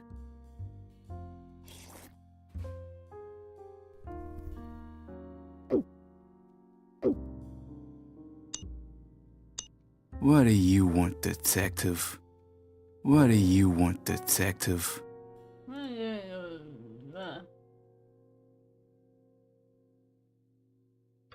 you go. Here you go.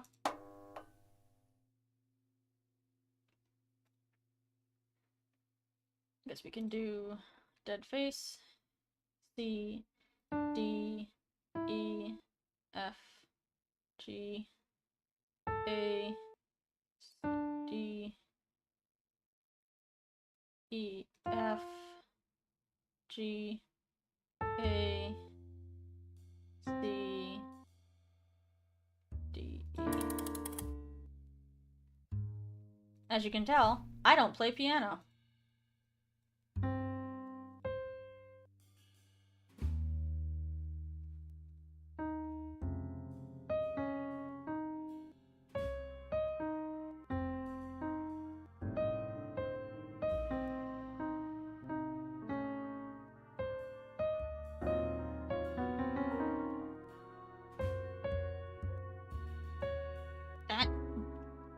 Double clicked it. Yeah, do it again.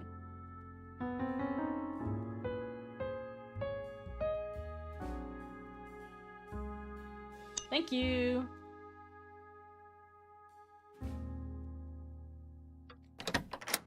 Man, imagine having to go through that whole song and dance if you had to go to the bathroom. Hello.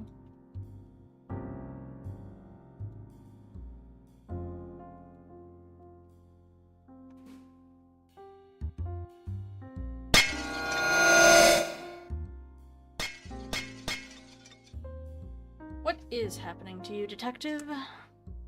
Square, butterfly, circle with a dot, spiky circle. Get the baby out.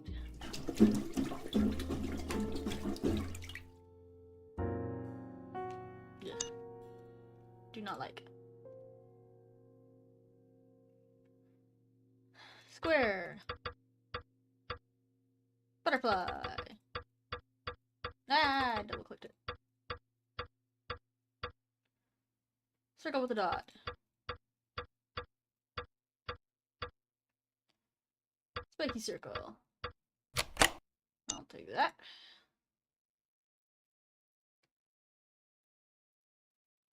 What do you want, Yeah. detective? That man looks like he could use another drink. Looks like a lot of problems, honestly. Hello. Welcome to the theater of your mind. Thank you. My name is Mr. Owl, and this evening I present to you 6 plays.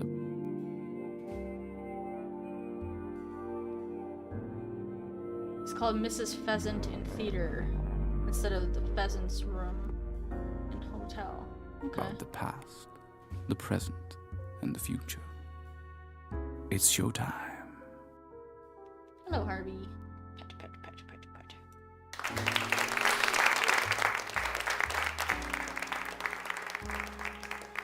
The Lady of the Lake.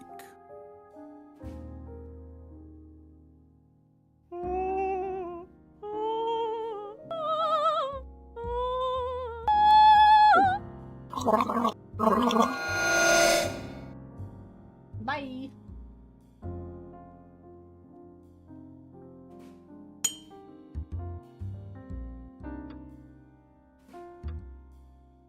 Oh, right. Heart is heavier than baby.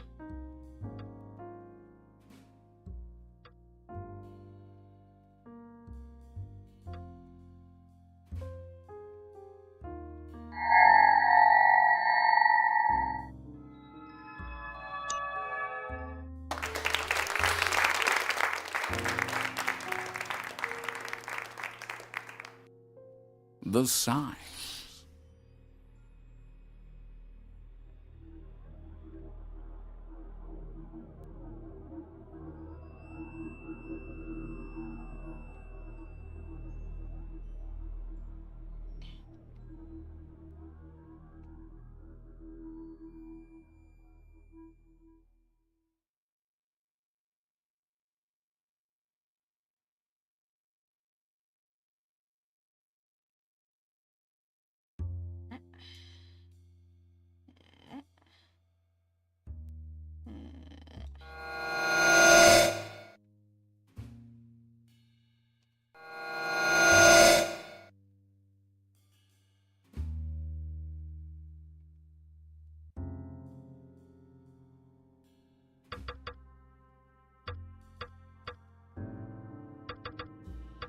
Spiky circle.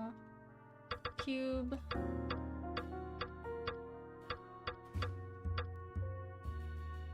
Pointing down. Thank you. 2 juice, 1 gala, 1 vodka.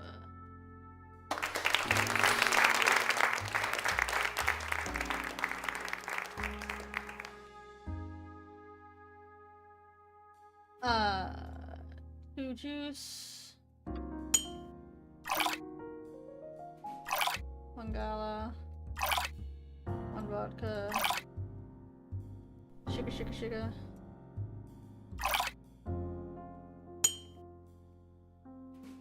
Here you go. Have a drink. I'll take that. Also want your cup back. I don't remember what happened. Alright, so The fish and the parrot. this is the achievement I missed last time. Or one of them. Omelet. I have to do the egg wrong 3 times. I believe I have to I either have to feed it to the fish or send it back to Harvey.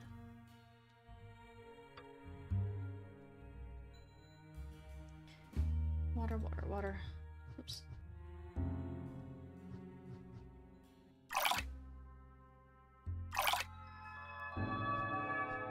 Seeds.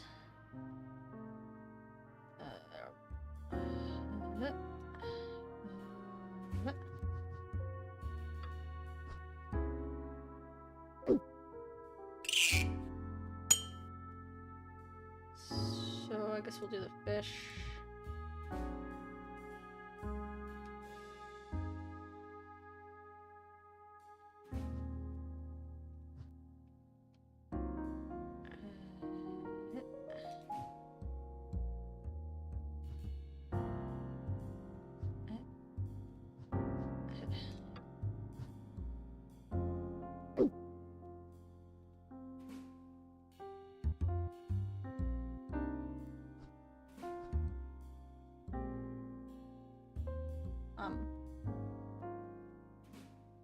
How do I get more eggs? I guess I have to water the flower again.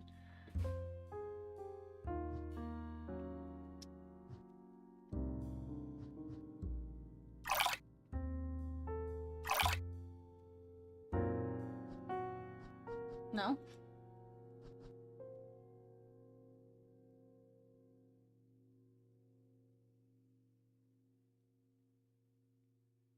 So I just... Okay. Oh, thank you.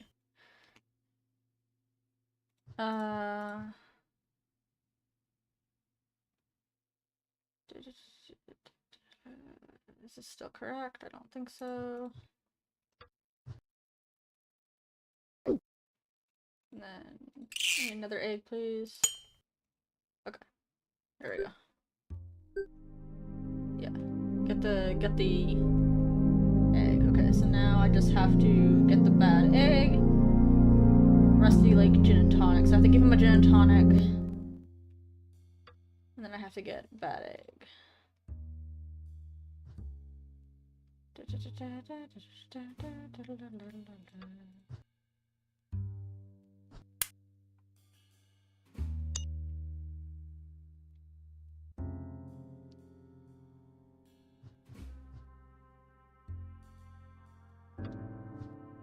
There you go. And there he goes. Bye, Monsieur the Fish.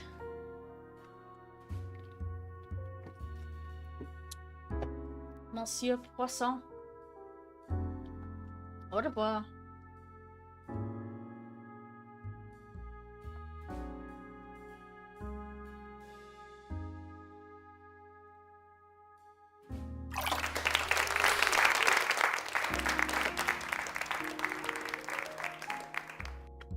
Mustn't forget to... Alright, gin and tonic. It's just gin and tonic, right?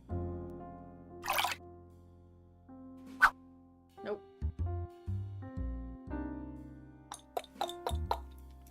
Is the recipe in this game somewhere? Or do I have to remember it from the old game?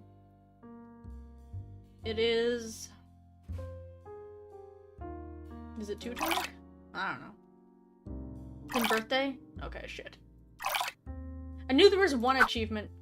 Okay. I knew there was one achievement that required me a thing from the other game. But I couldn't remember which one.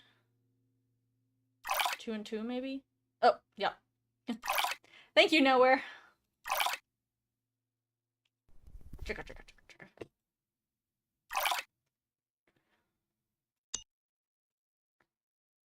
I don't remember what happened. So you've mentioned. Here, wanna drink a tonic? I don't remember what happened. You don't have anything to say about my cool gin and tonic that I made you? Out of the kindness of my heart? An intermezzo by Mr. Crow. 1, 2, 3. 1, 2, 1, 3, 2, 2, 1, 3. Ta-da! 2, 3, 1, 1, 2, 3, 1, 2, 3, 2, 1. Ta-da! Look that way, look that way, look that way, look that way, look that way, look that way, look that way, look that way, look that way, look that way.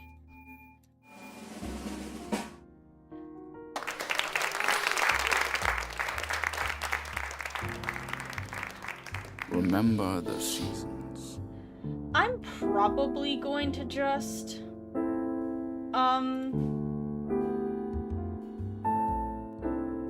I don't remember what happened. 2 juice, 1 gala, 1 vodka. No, I did that already. Oh, I'm making him a right. Bloody Mary. 1 gala, vodka, 1 vodka, Tabasco, 2 blood. Shika, shika, shika.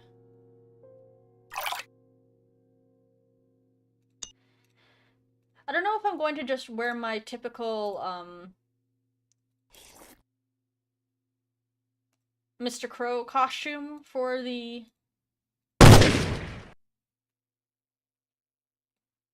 for whatever's gonna be going on inevitably for...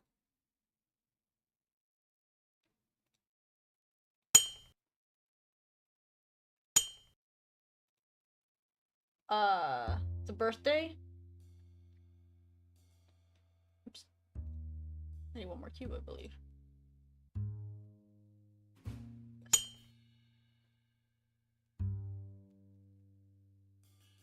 Or if I'm gonna try and make a different costume, but there's not... like, I don't know what else I would dress up as. I guess I could try and make this dress, but it's a pretty distinct pattern. I don't know where I would get.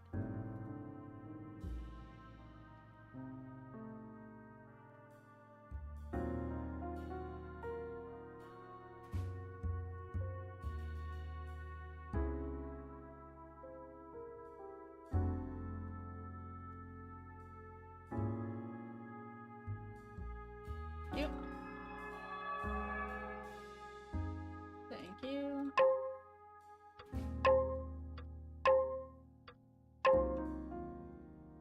And tree, moon.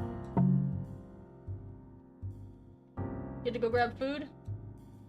I was just brainstorming what I'm gonna do for the inevitable, No, I got the omelet. I'm thinking about what I'm gonna do for the inevitable, birthday thing. Or whatever Rusty Lake does for their birthday. If I'm going to just wear my Mr. Crow costume, or if I'm gonna try and think of something else for it. But, like, I don't know what else I would do. I might try and make improvements to my Mr. Crow costume. But other than that, I don't know what else I would do.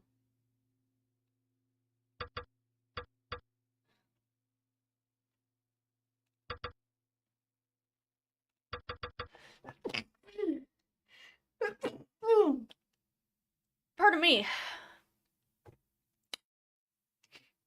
But only one of his brain paths has a blood trail? You only have the mask left? Well, I could make a better mask. I have this mask that I usually wear for Mr. Crow. Just because I can also see out of it well enough to play.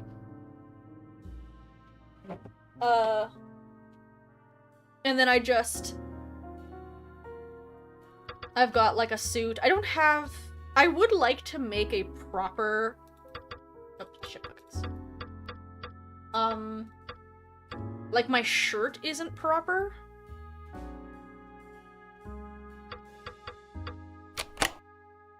For Mr. Crow. But it's also the kind of outfit that I don't... like, I don't know how to... like, my shirt and I can't... It's ironic because most of the costumes I make are harder than just a suit. But, like, I don't know how to make a suit. I've made scale mail armor that I've weaved myself, but I don't know how to, like, get a suit with this pattern and, like, the cross shirt. I'm just wearing, like, a regular black suit jacket and a white bow tie, because that's the extent of what I have. Mine was broken, And I got a new one for Christmas, and I am so... Shit. I was talking to you guys and pointing to his outfit, and I didn't have the screen on.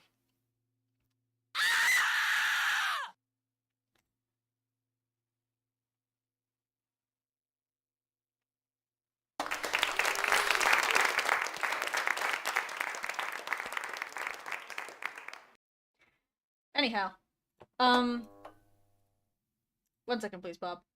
Like the pattern on his suit jacket is pretty distinct. But I don't, like, I guess I could try and find a pattern and make, like, that pattern material and make it myself. It's just the irony is, like, these regular-ass clothes, I don't know how to make. I've got, like, a scale male bikini top that I made myself, that I did my own chainmail. That was a lot of work. And I've done horns and all kinds of weird... I love dressing up. I've got all kinds of goth costumes. I've got all kinds of regular-ass clothes. I don't know.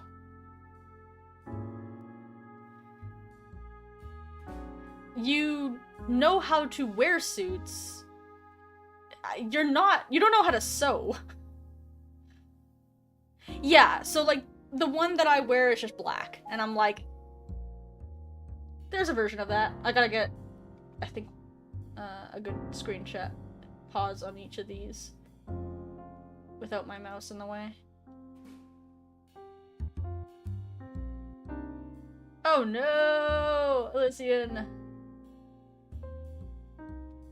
I'm so grateful my mom got me a new sewing machine for Christmas. Because I made that, the last costume I made was a really good, in my opinion, kind of custom tweak on a,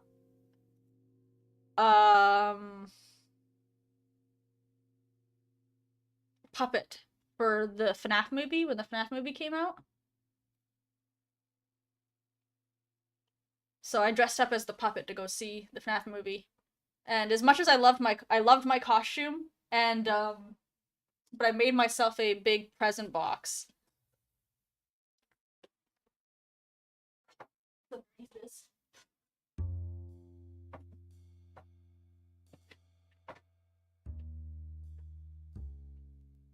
And it actually winds up with, a toy inside that is the version of the song that Puppet plays that is the exact correct version. That I'm pretty sure he just recorded for his game, because it's slightly different. Okay, Emperor, thank you for popping in. Load back up, game. There we go.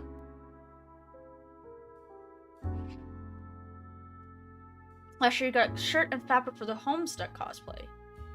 Yeah. Oh no! And your tailor had passed that. That's sad. What's that code for? I don't remember. I know I've done all of this before. A1, B7, C1. I wrote it back down, in case I haven't used it.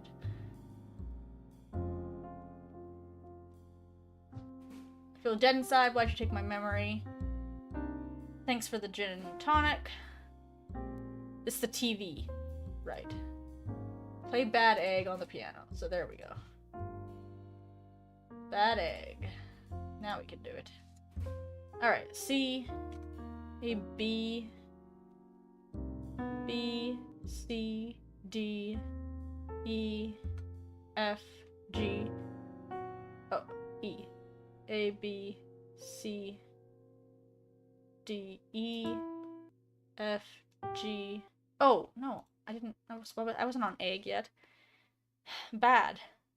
A, B, C. I'm looking for A now. God damn it, no. B. I'm looking for B. A, B, C. So this is B. B, C, D, E, F, G, A. Now I'm looking for D. A, B, C, D. E. F, G, G. Hi, Harvey!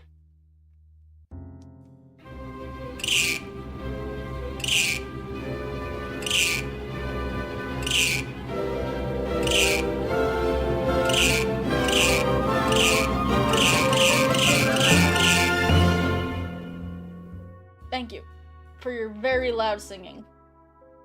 Sorry guys, I should remember to turn the down before that. Oh, thanks for the letter.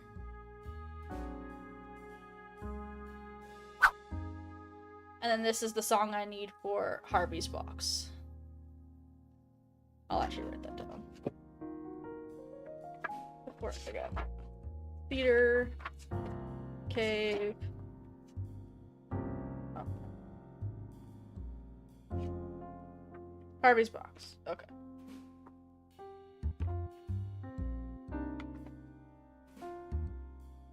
From theater.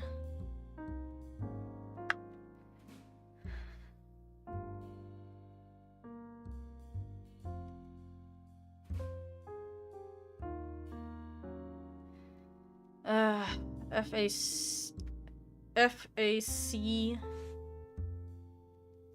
C D D sharp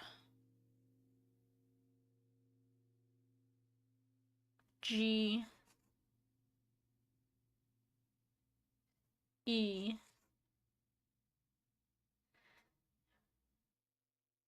D D sharp C A sharp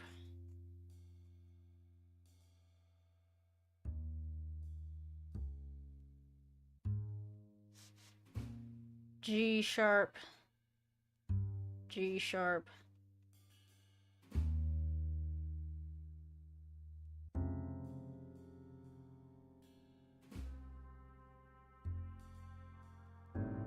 One, two, three, four of them.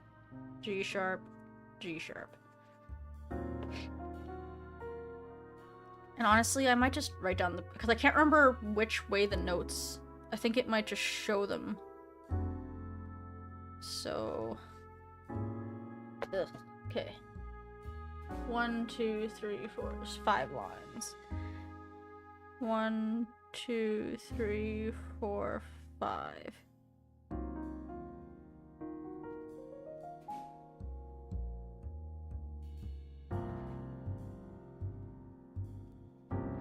So it's 1, 2, 3, 1, 2, 3.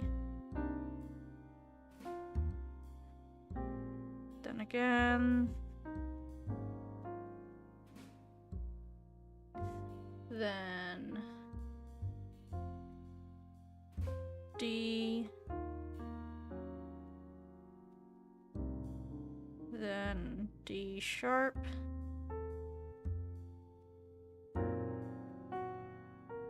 Then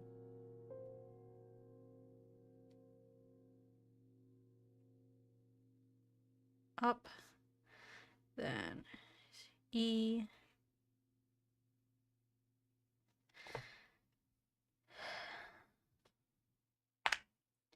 okay, 1, 2, 3, 4, 5.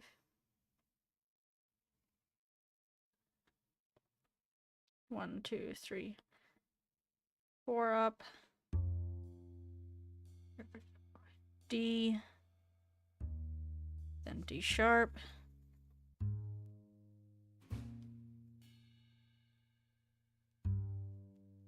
Then C.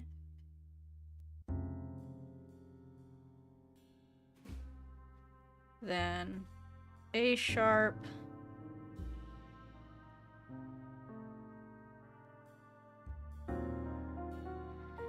Then 1, 2, 3, 4. G sharps. Okay, I've written this both ways. Since I can't remember which way I need for the...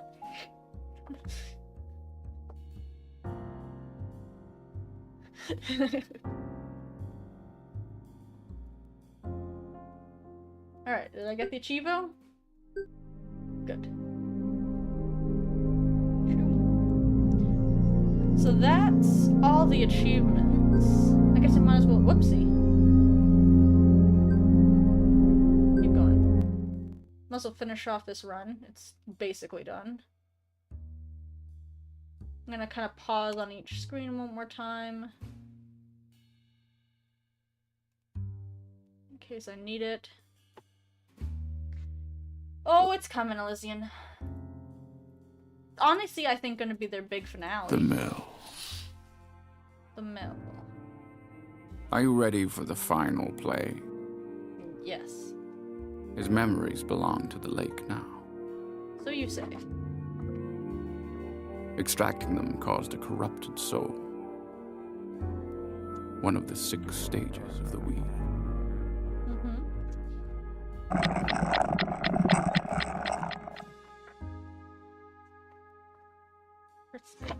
Theater. Here we go. So gold on top. I said gold on. I said gold on top. Gold on top. Thank you. So Azura.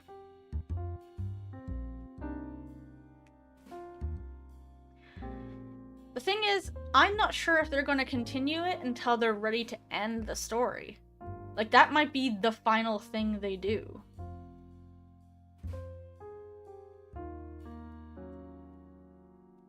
Then...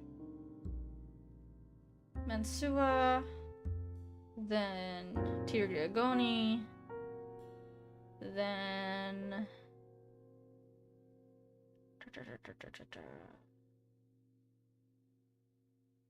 Naraka is the 4. Yeah. Hey.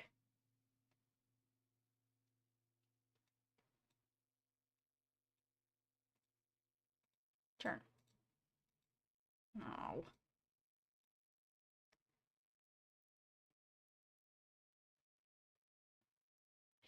I agree. I'm not saying that I want them to do that. Oh, sorry. Naraka. Oh, that's not Naraka. Naraka is that one.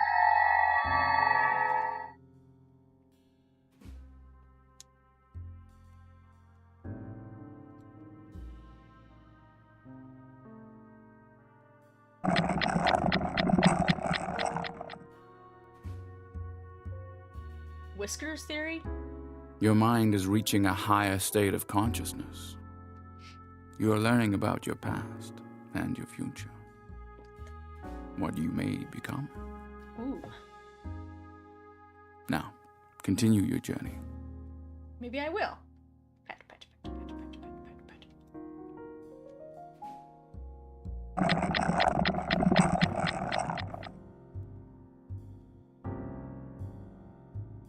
Well, at least I have this blood with me.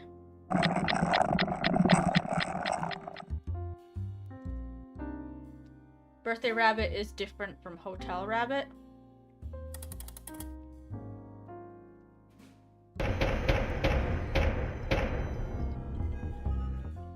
Hi.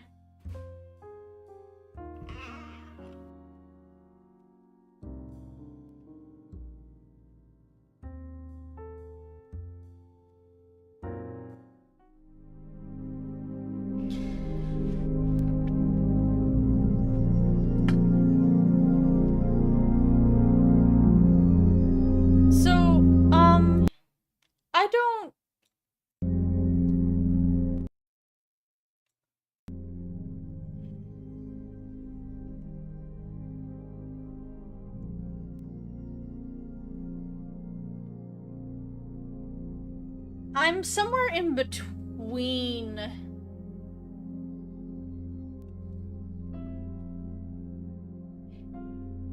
I'm somewhere in between both of your opinions on that, I think. I think... skirts? What did I miss about skirts?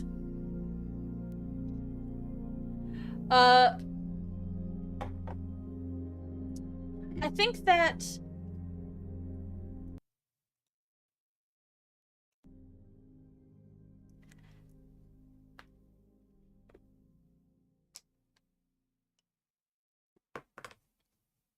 I think that it is a different rabbit, but I think that it is a transformed rabbit.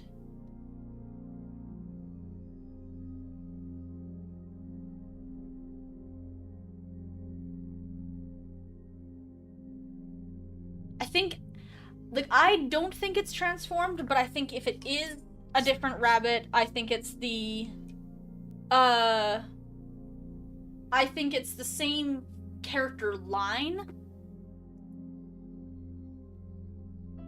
And he...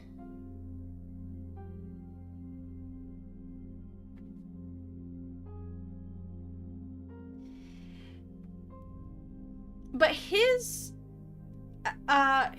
Preta was different from Go.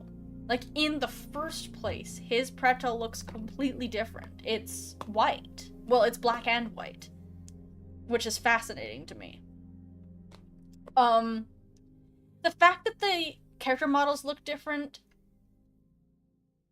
I think in another kind of game, that would... or in another series, that would matter a bit more to me. But this is, like... I find that Mr. Crow looks very different in different games. And we know that's the same character. But there are, like, several character models, like Mill, and Case 23, where he, like, picks him up in the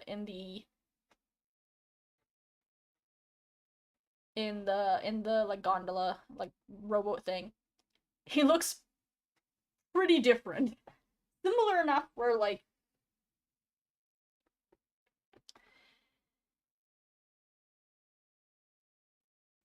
yeah, David would be very old. David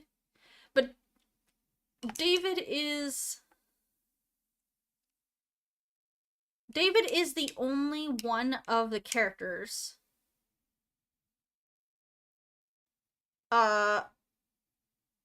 who remembers his...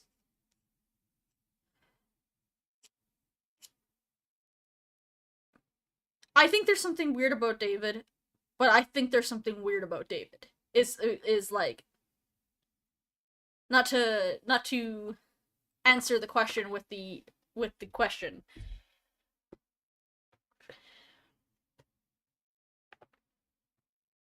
Hotel Rabbit always looks the same.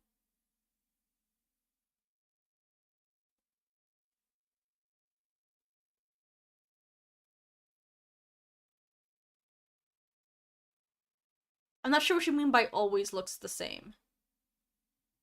It's...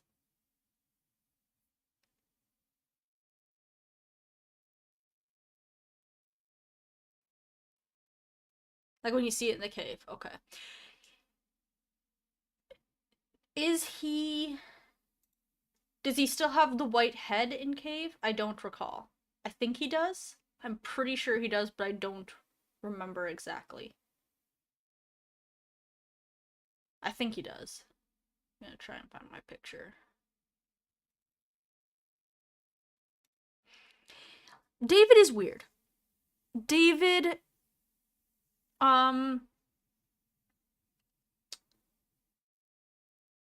yeah. So that's what I mean. Like, it's... they don't look the same, is the thing. They look more similar, but they don't look the same. And David's Preda, or excuse me, not David's. Yes, yeah, I definitely agree with that. He plus he refers to himself as David, where we don't have like nothing else that the other guests, hotel guests say imply that they remember their past lives as the Vanderbooms. Excuse me, not the Vanderbooms, the Elandiers. Like nothing about what Boar says.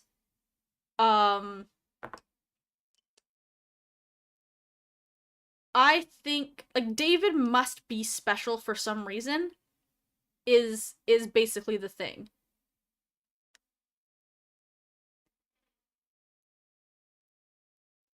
But it is still more than that. He appears like you see his corrupted soul at the same time as you see him.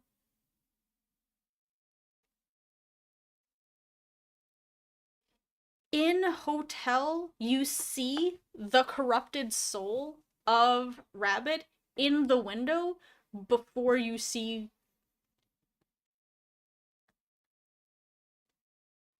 like he's just like before he like where that version of the window like he it's the in Hotel while you're looking at Hotel Rabbit in the window, the corrupted soul of Rabbit appears in the window, but it's the version of him that Hotel Rabbit turns into. And Birthday Rabbit refers to himself, but it isn't. Hold on, let me grab my. This is why I keep my. Hotel Rabbit turns into a white rabbit without whiskers. Window Rabbit has whiskers like David. Let me check. I definitely think that David is weird. What is this? What skirts are we talking about? What the hell is a skirt?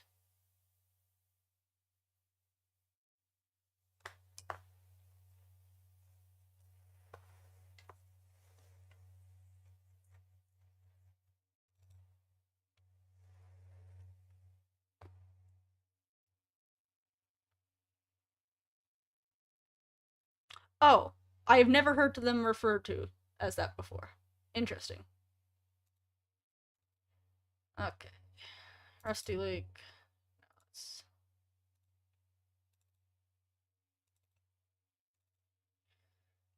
La, la, la, la.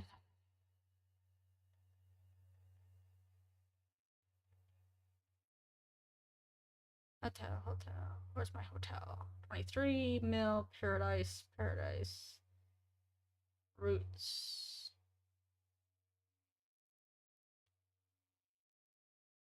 White Door, Underground Blossom. Where the fuck is hotel?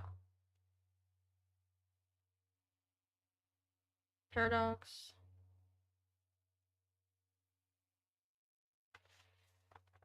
Can I not read? Hold on. White Door. Oh, here it is. Hotel.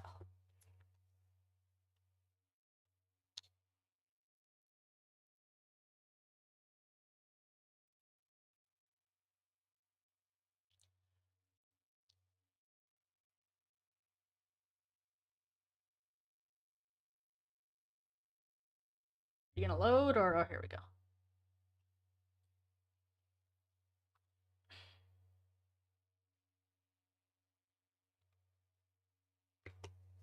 Okay.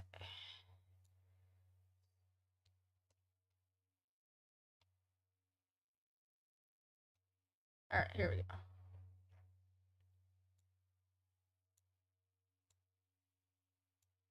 Dear.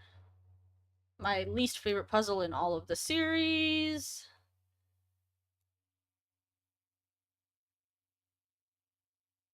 I will be there till the dawn of time. Okay, here we go.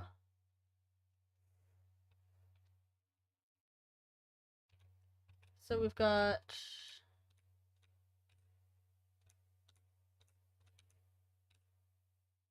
Oh, there it is. Hold on.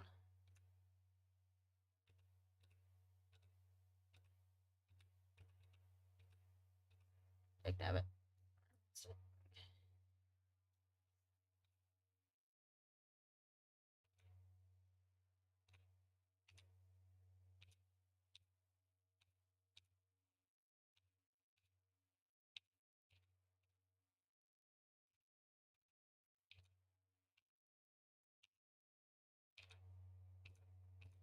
No, I missed it again.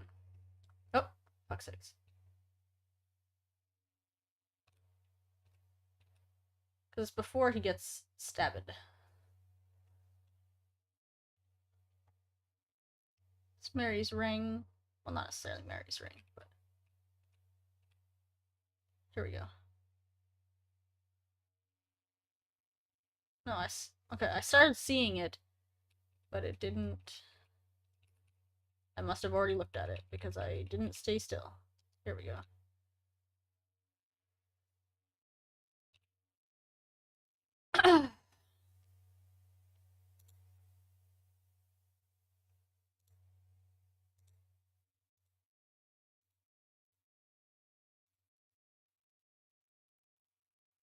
um...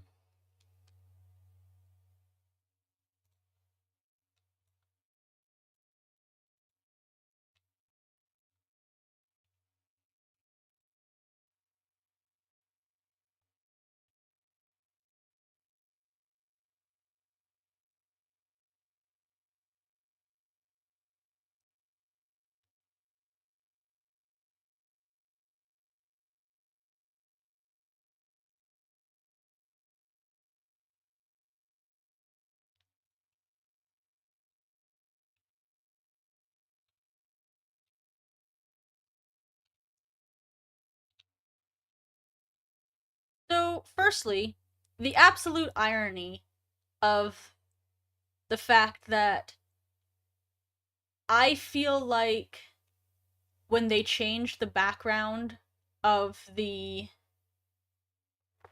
uh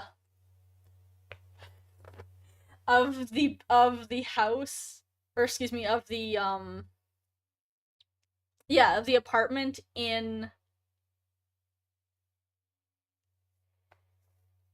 Seasons, that it might be indicative of a move because they had to go out of their way to make a new background instead of just reusing assets because they chose to reuse assets. And you vehemently disagree that the fact that they had to go through the effort to make an entire new wallpaper means nothing. But the fact that they might have accidentally forgot to remove the whiskers on the copy paste of Brown Rabbit does mean something is a little funny to me.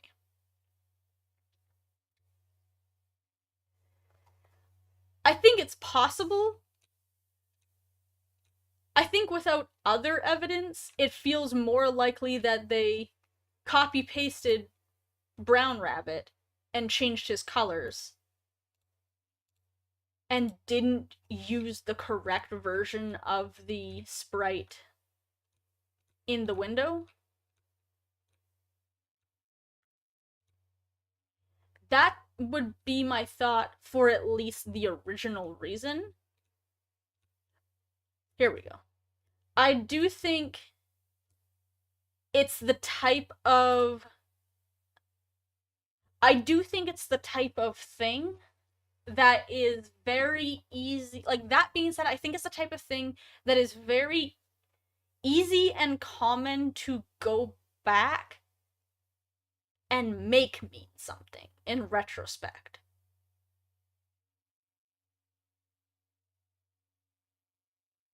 Even if it didn't mean something in the first place.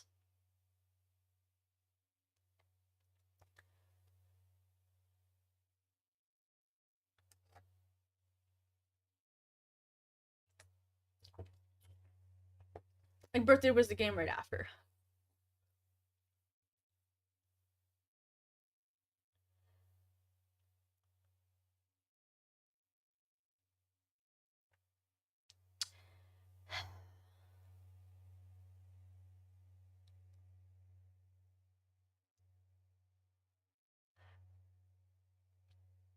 I could be sold on it. I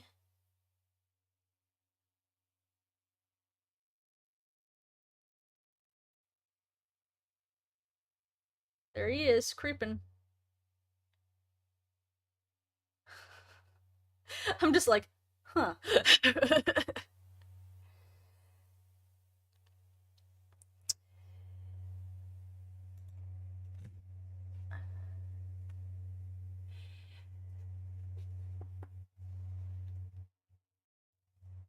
uh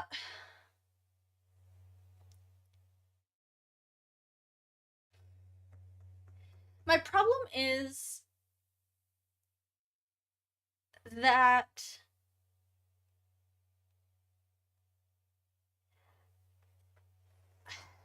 I think that if it was planned from the beginning, they would have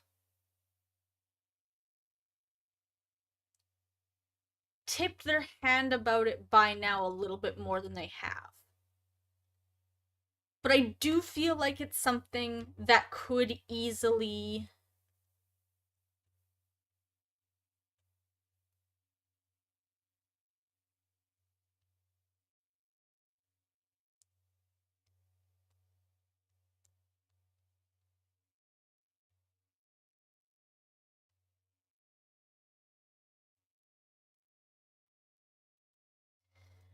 let me see the version of him in Birthday. I I like it, but I'm not sold. I guess is what it like. I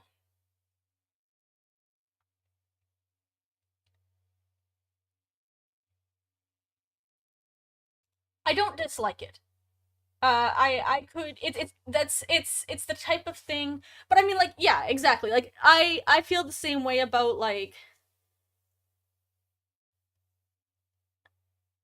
I think it's very similar to how I feel about wallpaper in Seasons, where I don't think that there's, like, strong evidence necessarily, but it feels to me very deliberate that it was much easier for them to just not make new wallpaper. So making new wallpaper feels like, and now we're somewhere new. But I don't want to have to remake every single item in this game. We've remade one item in order to, right. But I don't, again, I don't agree, because it's way more effort to just remake one thing than to just not remake one thing.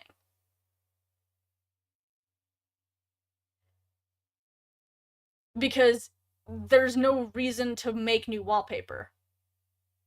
Like, there's just zero reason to do that. Yeah, but you don't, like, changing your wallpaper is not that common. And that, like, buying updated technology is to show the passage of time. If it was just, I have a radio and now I have a TV, that's passage of time. But I also don't think it's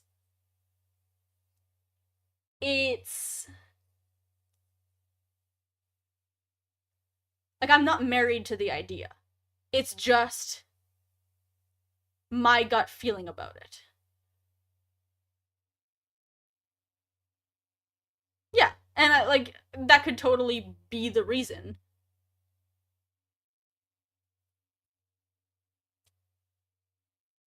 But coupled with the fact that we yeah, but coupled with the fact that we are aware of a, if it weren't for the fact that we know she moves, like, on its own, it doesn't really mean anything, but since we know she moves, it can be, it's not, it's a flag. Like, it's a,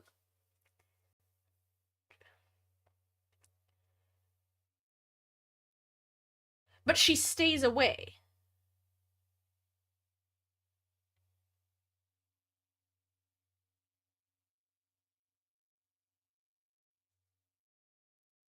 Yeah.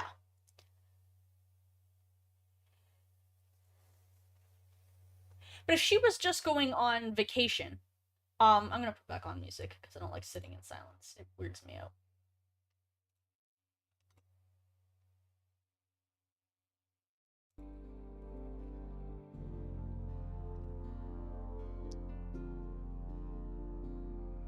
She's staying long enough that it's not worth her staying in her long-term relationship.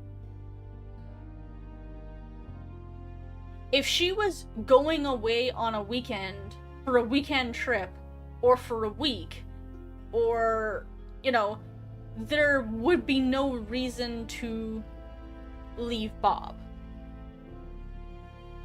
There's only two reasons to leave Bob.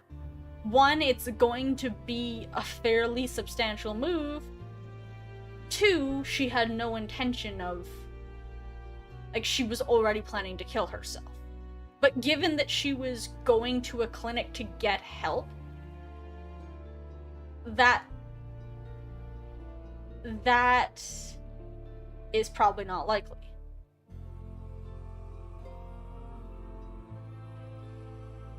Yeah. I'm not sold on it, but I'm saying I don't think that argument...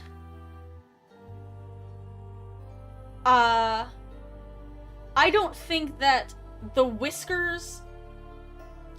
My point being this. My wallpaper observation is a light curiosity. It is an observation that I look at and wonder if it could indicate... Because we know that she moves at least a few times. She moves to the city, and then she leaves the city. Either long-term or short-term.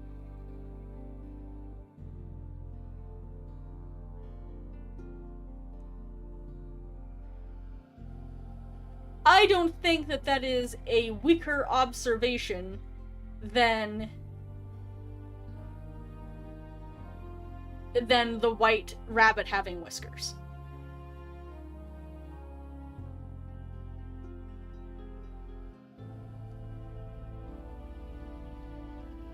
I guess it's a similar type of observation. So basically that to say, I understand... I understand feeling strongly about that kind of design change, even when even when most people don't, I guess, is my point. Even if, like, the whisker one, it doesn't grab me as strongly as it grabs you. It's something that maybe, like I'll store in the back of my head as, like, okay, that's an observation worth taking in.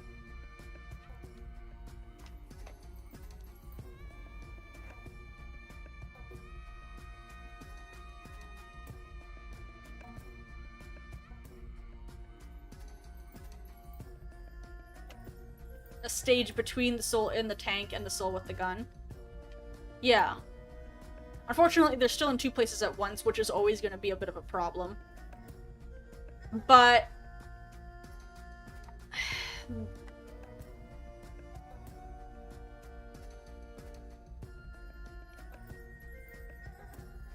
I've never...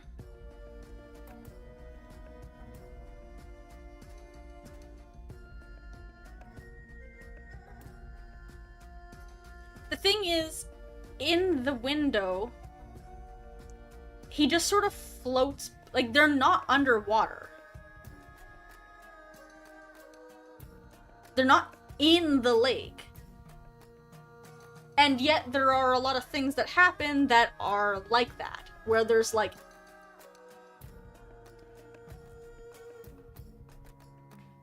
the souls themselves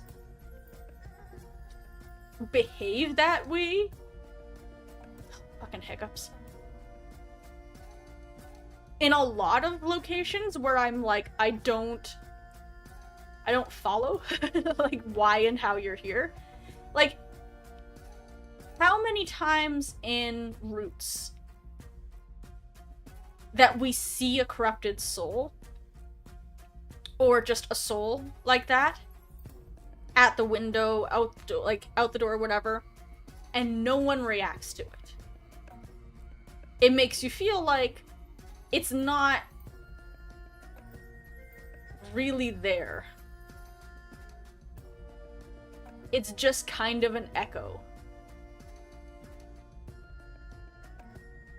Like the soul, the bird soul, that gives Soul William the skull to give to Albert.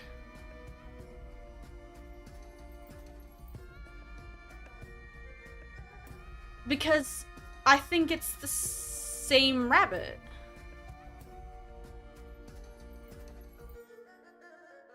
For now, I think it's the same rabbit. I could certainly be sold on it being a different rabbit, but there would have to be something specific that happens for me to feel that way. But I definitely don't think it's outside the... Like, I don't think it's...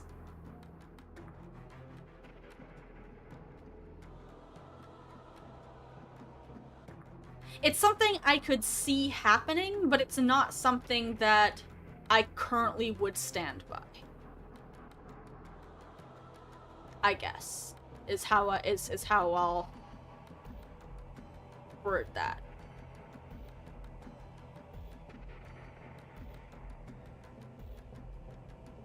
Because David makes no goddamn sense. Even of what we, like...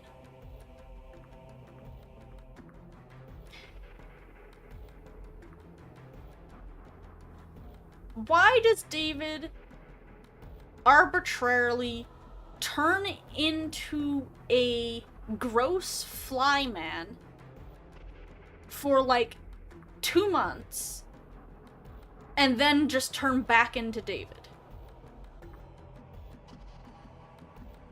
Like, David's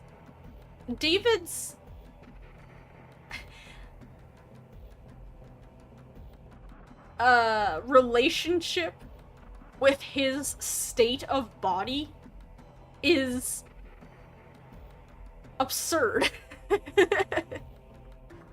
He's just doing shit that none of the other characters can, like, replicate even if they want to.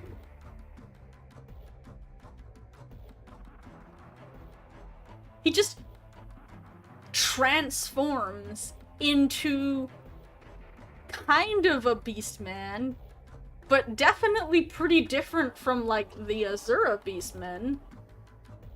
Or it seems like it's different. But there's no other creatures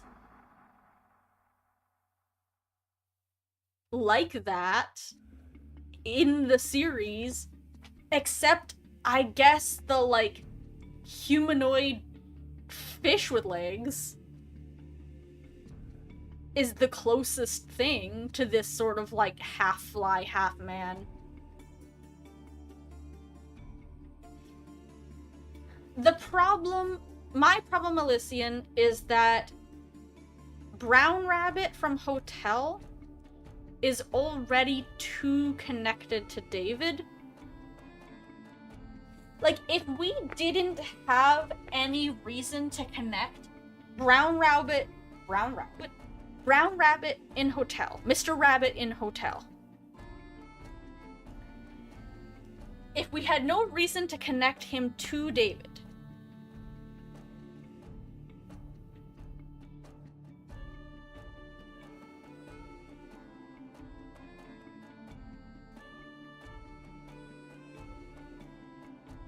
yeah, then I would feel better about your point,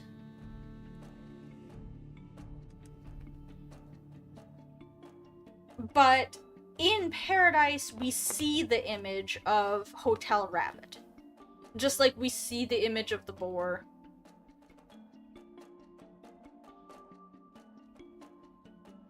And I don't think that that glimpse of Hotel Rabbit in Paradise implies that both are existing at the same time. It feels more like just like more like an Easter egg, more like a glimpse into other timelines that this series does a lot. Like, I don't think that Hotel Rabbit, whom we know his age and couldn't be, but more than just the animal, he... Paradise. Is he in part 1 or part 2? I'm not sure.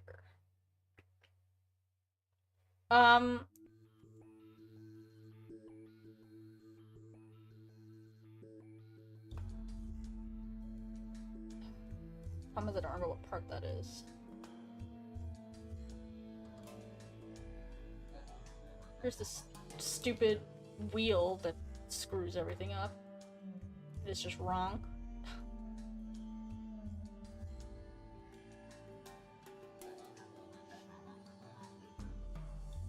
Where is...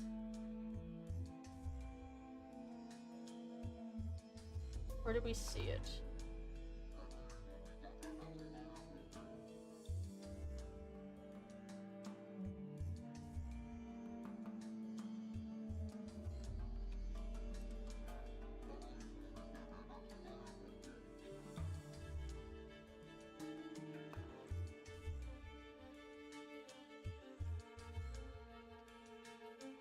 Do you guys remember the moment I'm talking about? It's right where Elizabeth is standing at the beginning of the game. It's in the forest. I think it might be while he's a fly. There it is, there it is, there it is. Okay, hold on, hold on. Nope, it's not that. Okay, so...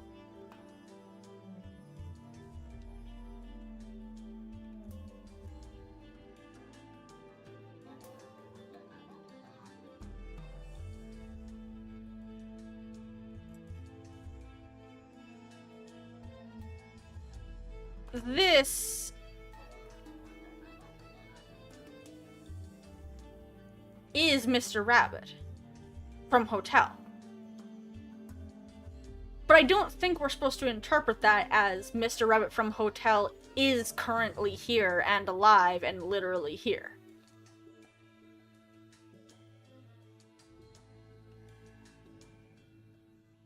Right. Like, it's more of a glimpse into other lives. Like, it's just sort of a... It's an Easter egg, but it's also just a deliberate, like, thread. Like, a deliberate glimpse of connecting those characters. And we know how old,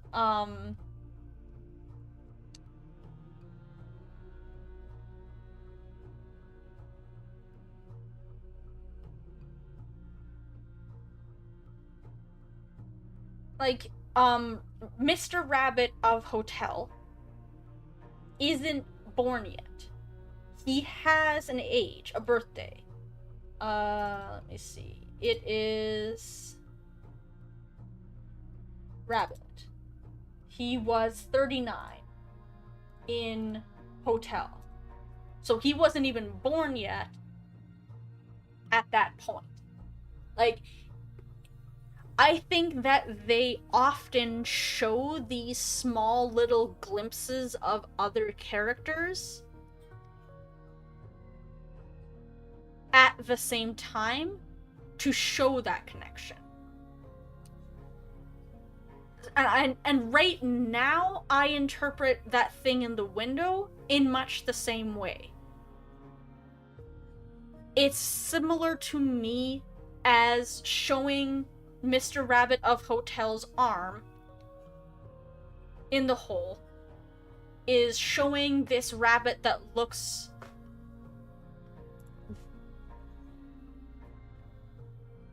let's see. Do I have a picture of Birthday Rabbit? Where would I have put that? Birthday Rabbit. Yeah. Of the one, like, of one that looks like Birthday. With whiskers and all that.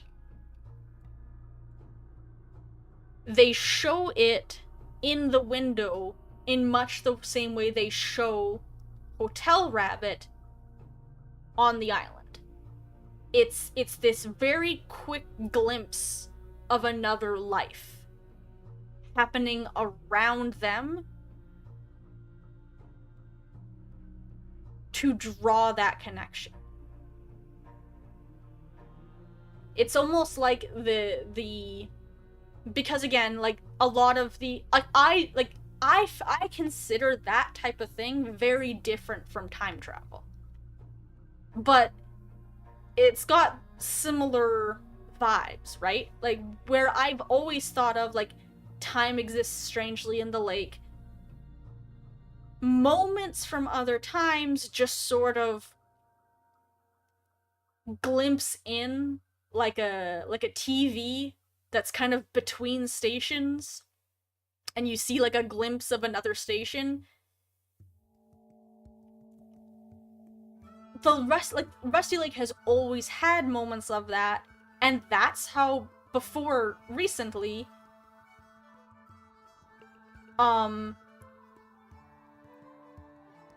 that's how I've always interpreted the sentences, like the past is never past, and like there's no time in Hotel. I've always thought of it as just those moments of like little glimpse. Now that it's starting to have like more plot significance, I have to like think about time travel, and I don't want to. But it's almost time travel light. Diet time travel. It's not really time travel, but it's just sort of an existence outside of time. Yeah, I think that it's not unreasonable to... Yeah, I don't think it's unreasonable. But...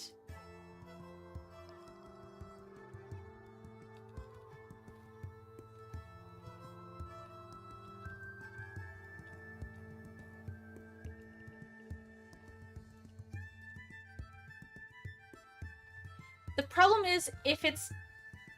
The problem for me is just that we already have very strong evidence linking David to Hotel Rabbit. We already know that Birthday Rabbit calls himself David. My problem with your theory is less about that rabbit or that twin or that... My problem with your theory is it then means that Hotel Rabbit isn't David Reborn. And I think that breaks a lot of things. And I think it...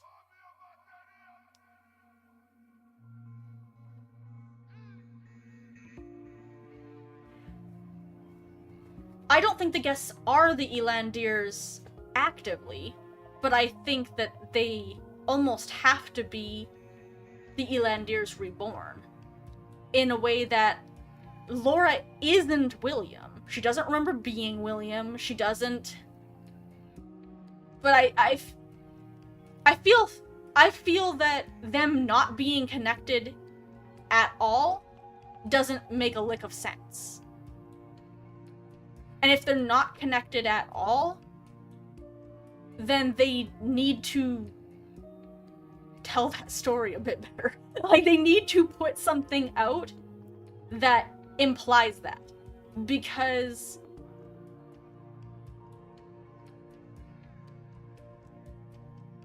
they have gone out of their way too much to connect them. So if it's not them, there needs to be at least a smoking gun. Because other than your theory about there being two rabbits, there isn't any reason to think that they aren't connected. I can see some people arguing whether they are actively them versus them being fully reborn and not knowing they're them. Like, I can see making arguments about how much of the Elandiers, but it shows the Elandiers, it shows Mr. Rabbit with the Elandiers. And he calls himself David.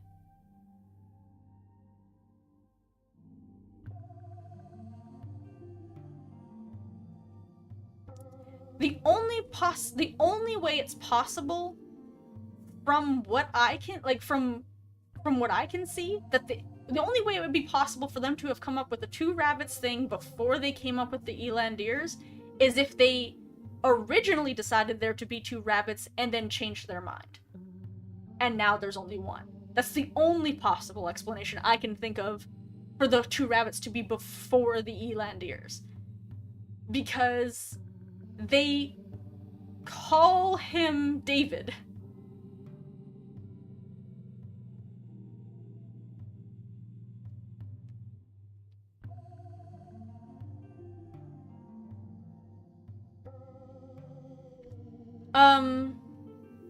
Yes, they call birthday rabbit David. And they call... And in Paradise, when they introduce you to these characters, they repeatedly show you glimpses of the characters and ideas from Hotel. They deliberately...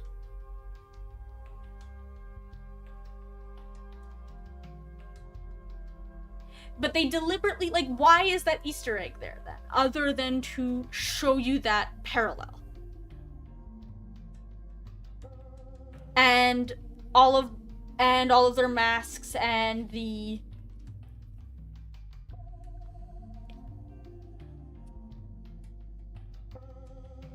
Yep, we have, like, there's... I don't think that they're...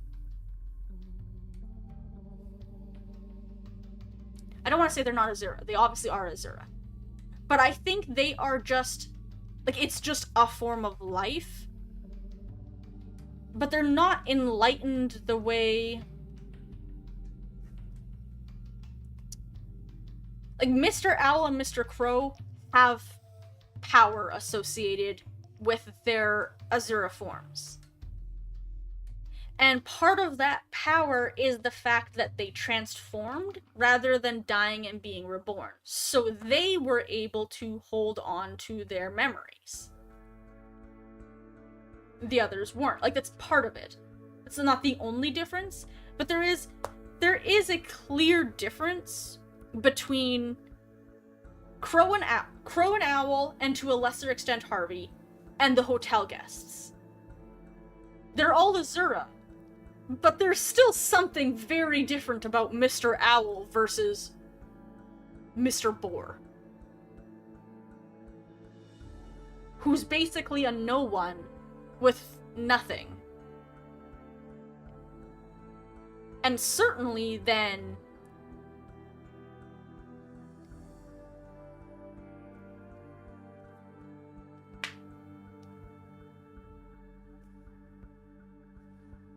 it's possible they didn't, because anything is possible, but there's far less reason to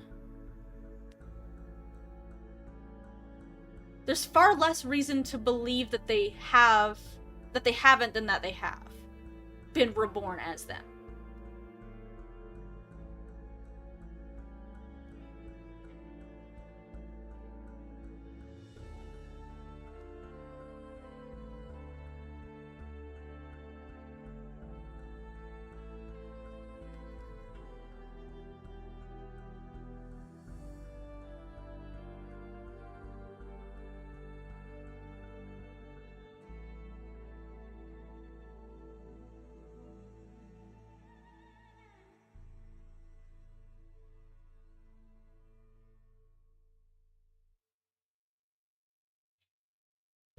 If your theory about the rabbits didn't require me to throw out the understanding of the hotel guests being the Elandir guests reborn, then I think I would feel it would be more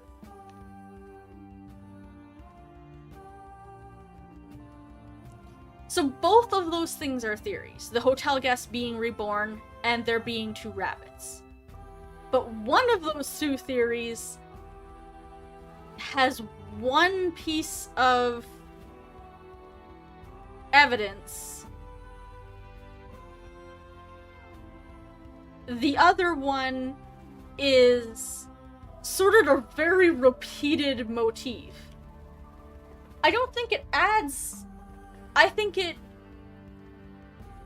adds the entire point that people are reborn in these other forms just in general. I'm kind of between you and nowhere on that. So for me, I think the entire point of the characters in Hotel is to show you that under normal circumstances,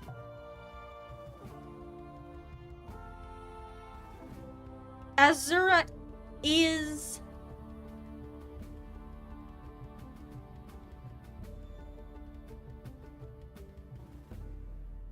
How do I put my thoughts into words here?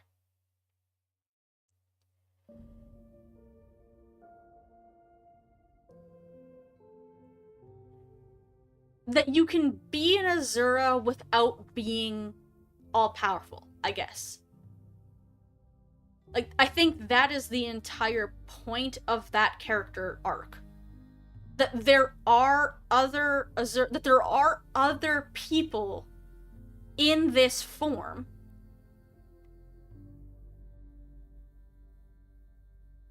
but they're not Mr. Owl and they're not Mr. Crow. They're not at that level. That there's almost like tiers. But becoming an Azura is still something that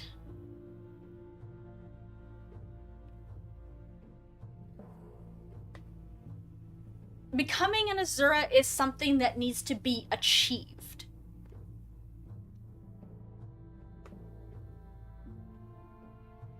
I think that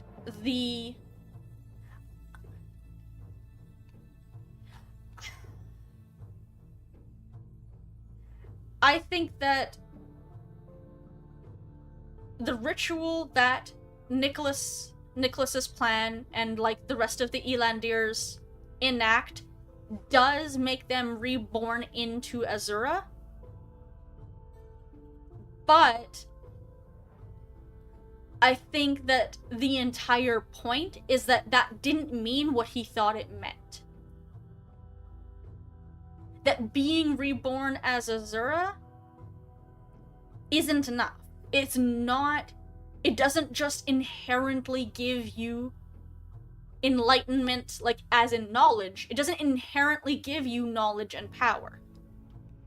It's simply a slightly elevated form. So they were reborn as they were asked, but it was kind of a monkey's paw sort of thing. They were reborn as these people who didn't have the level of power as Owl and Crow. And that's, I think, the point of that part of the story, is that they got what they asked for, but they didn't get what they wanted.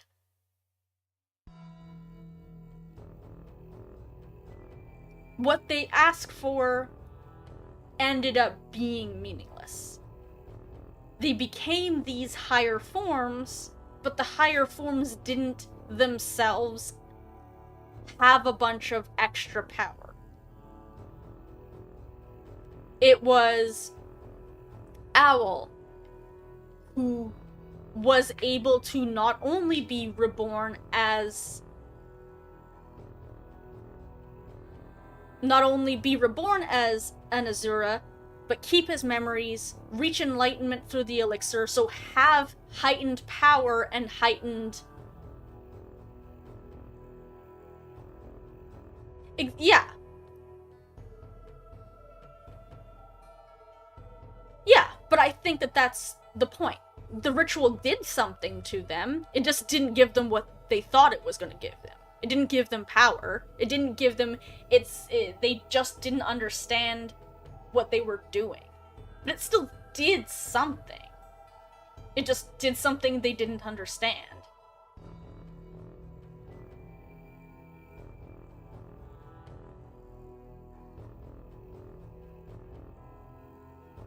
It is speculation, but it is... I'm sorry, Elysian. Speculation with a hell of a lot more evidence than there being two rabbits.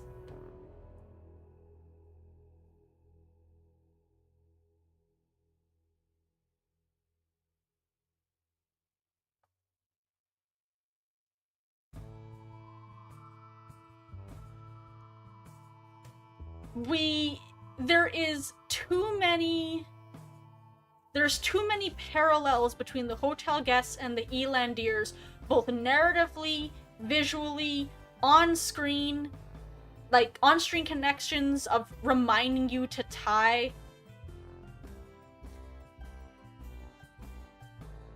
The dog and James didn't do a ritual. They drank the elixir. The ritual and the elixir are kind of two different things.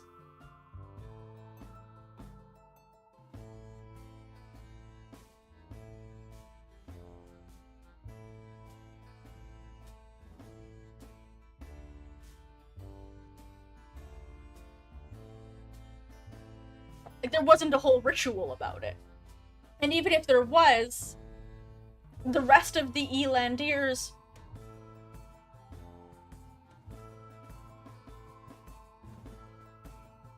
The rest of the Elandiers participated. They weren't just, like, kind of around.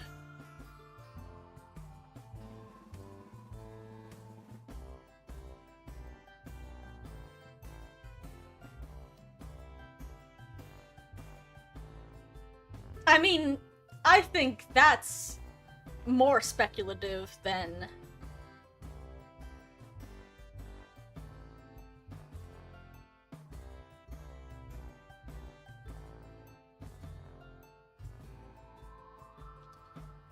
The idea that David might have been enlightened on his own somewhere else is significantly more speculative than all of the parallels we see between the Elandiers and the hotel guests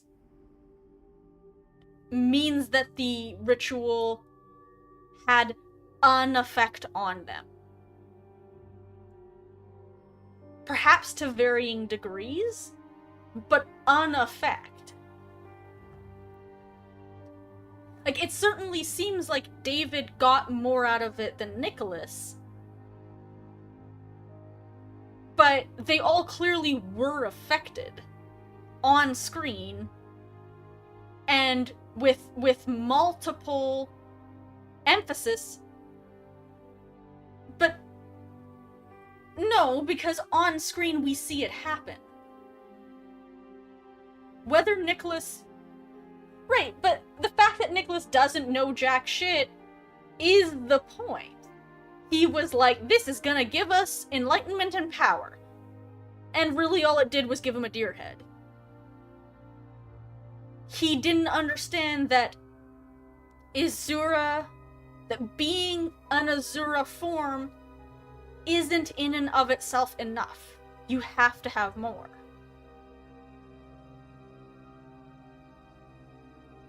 But we kind of don't see an elixir happen, do we? We see a ritual happen.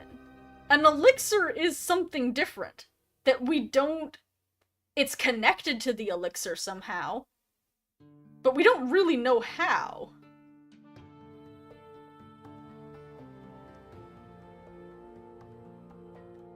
I think the fact that Nicholas doesn't understand the power is the point.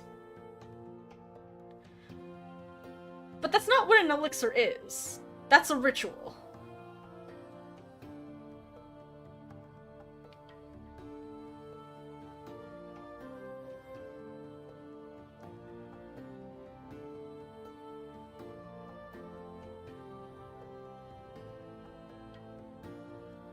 I think that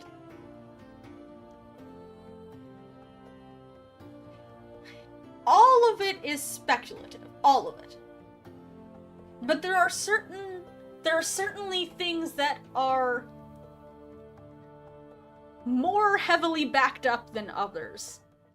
And the Elandirs being affected in some way by the events we see happen on screen, because otherwise those events don't mean anything.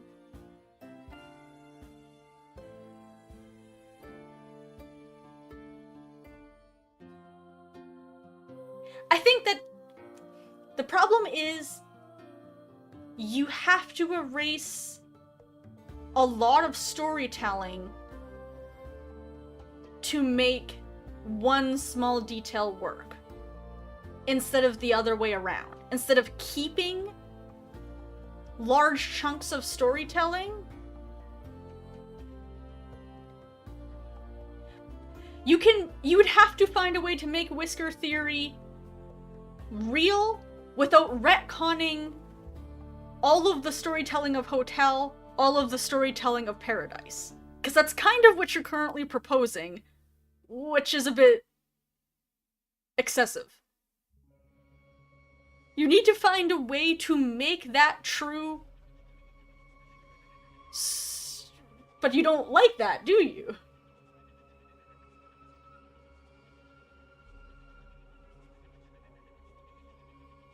And certainly what has been retconned is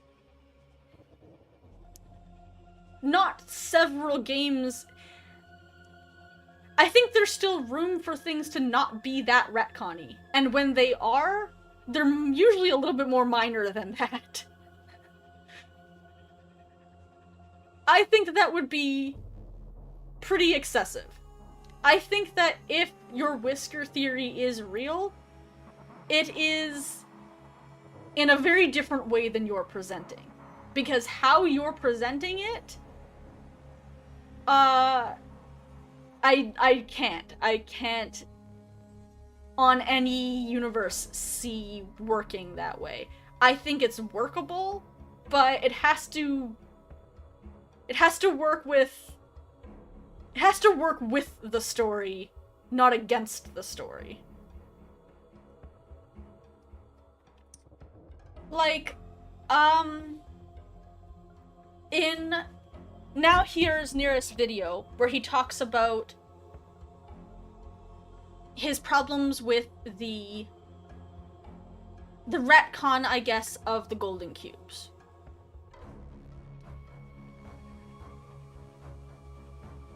I don't necessarily agree with him on that, because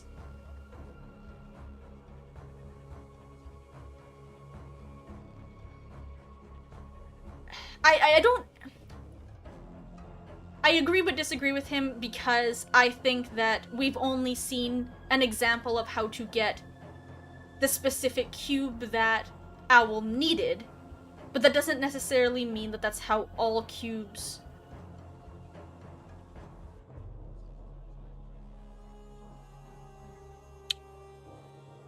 Like, I think that all gold cubes are probably made by combining cubes, but I think that gold cubes must exist other than Laura's memories, because they must have existed before Laura was born.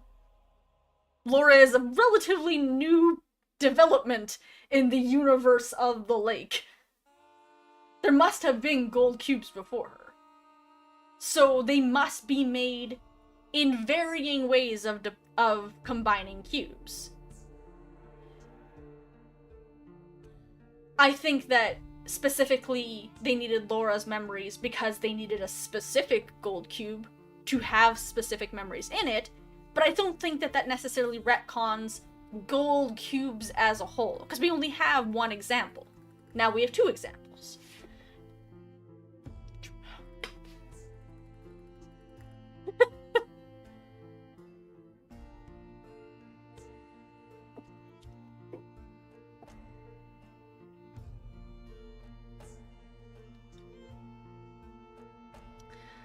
I've got a few more minutes.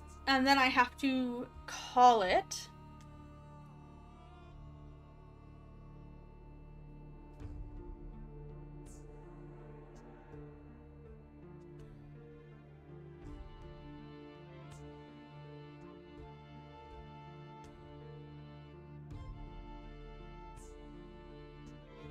Well, the day of the lake must be something.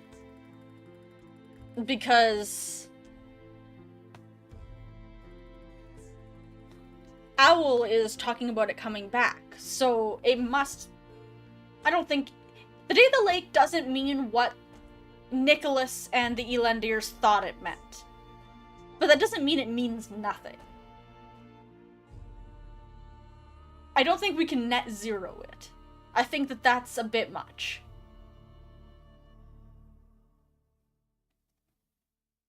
Certainly, but he's wrong about the specifics, not wrong about its existence.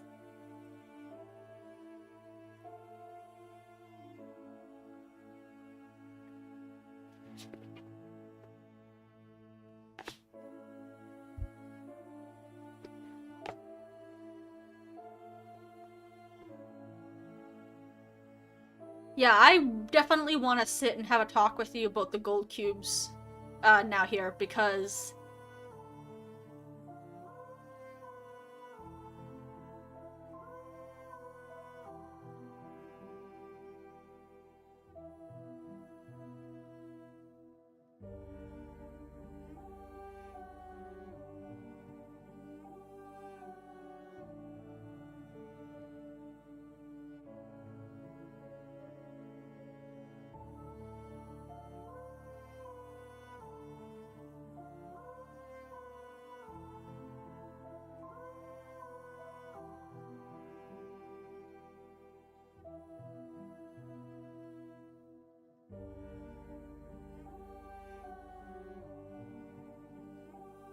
it's not Laura. In the cave it was shown to be an elixir made of William's elixir memories, like Carolyn made hers.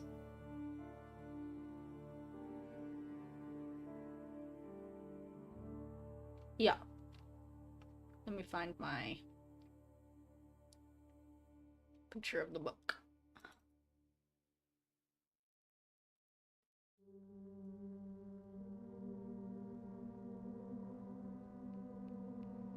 It's a future memory. Yeah.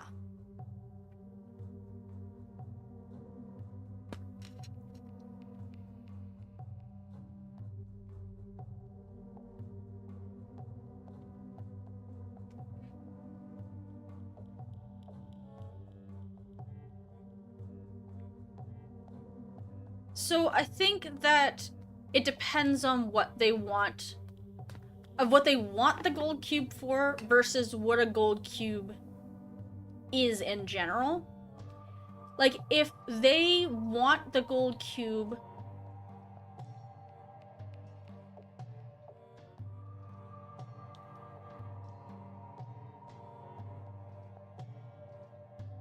so that they can use the gold cube as an elixir, then they would need a gold cube with elixir memories.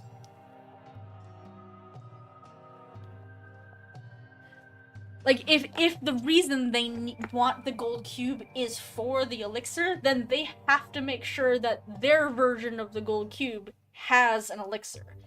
But it could be that the gold cube in general is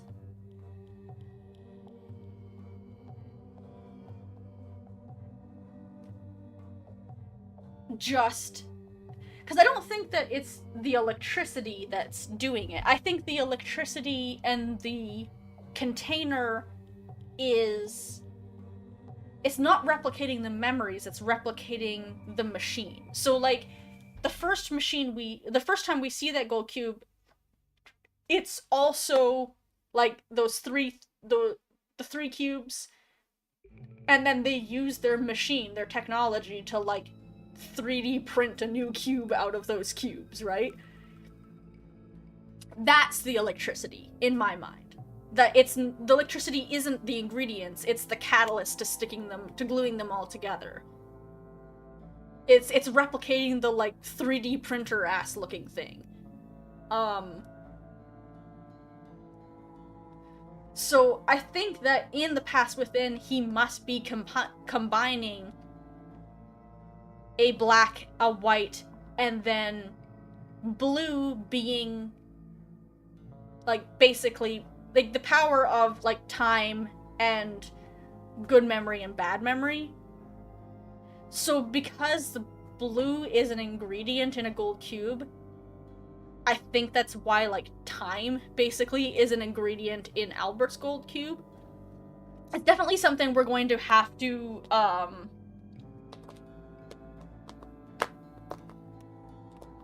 we're gonna have to go into when we have more. I definitely, like, I do agree that it is...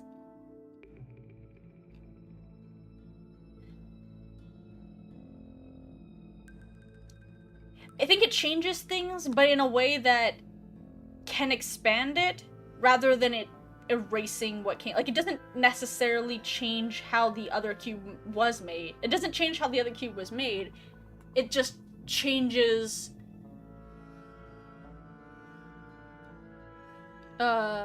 Gold cube is an elixir.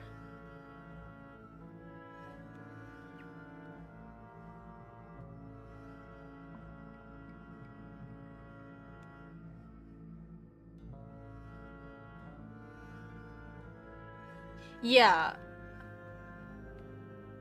I don't think that... Yeah. You're speaking of, yeah. So, honestly, one of my biggest struggles with the Rusty Lake is... I wish they hadn't used the word elixir the way they had used it, because it's so goddamn confusing. Because an elixir is like a potion, right? So,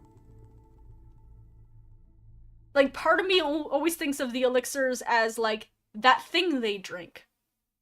But sometimes an elixir is a ritual, and sometimes an elixir is a memory, and sometimes I wish they had used a more general word that felt less, definitive.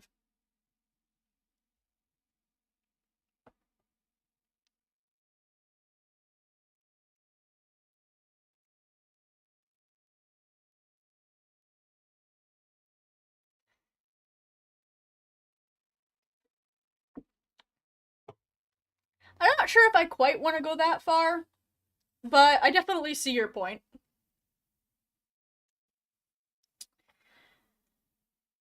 That being said, I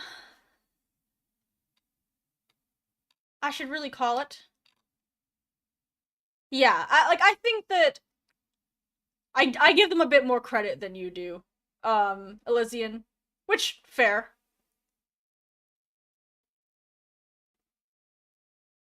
Different strokes and all that.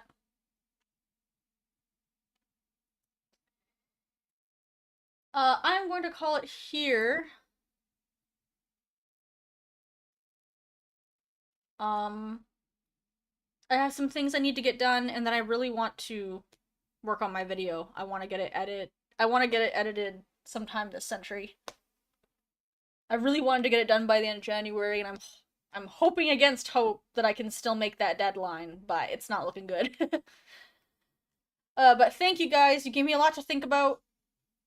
And I'm definitely going to be ruminating on that for a while.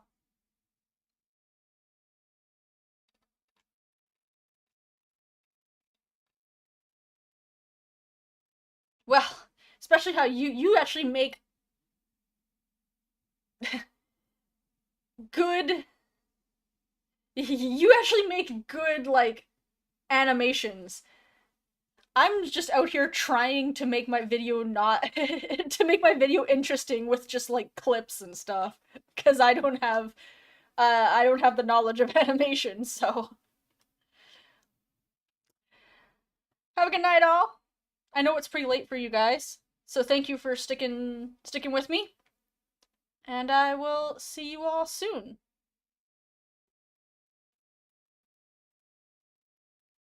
Bye!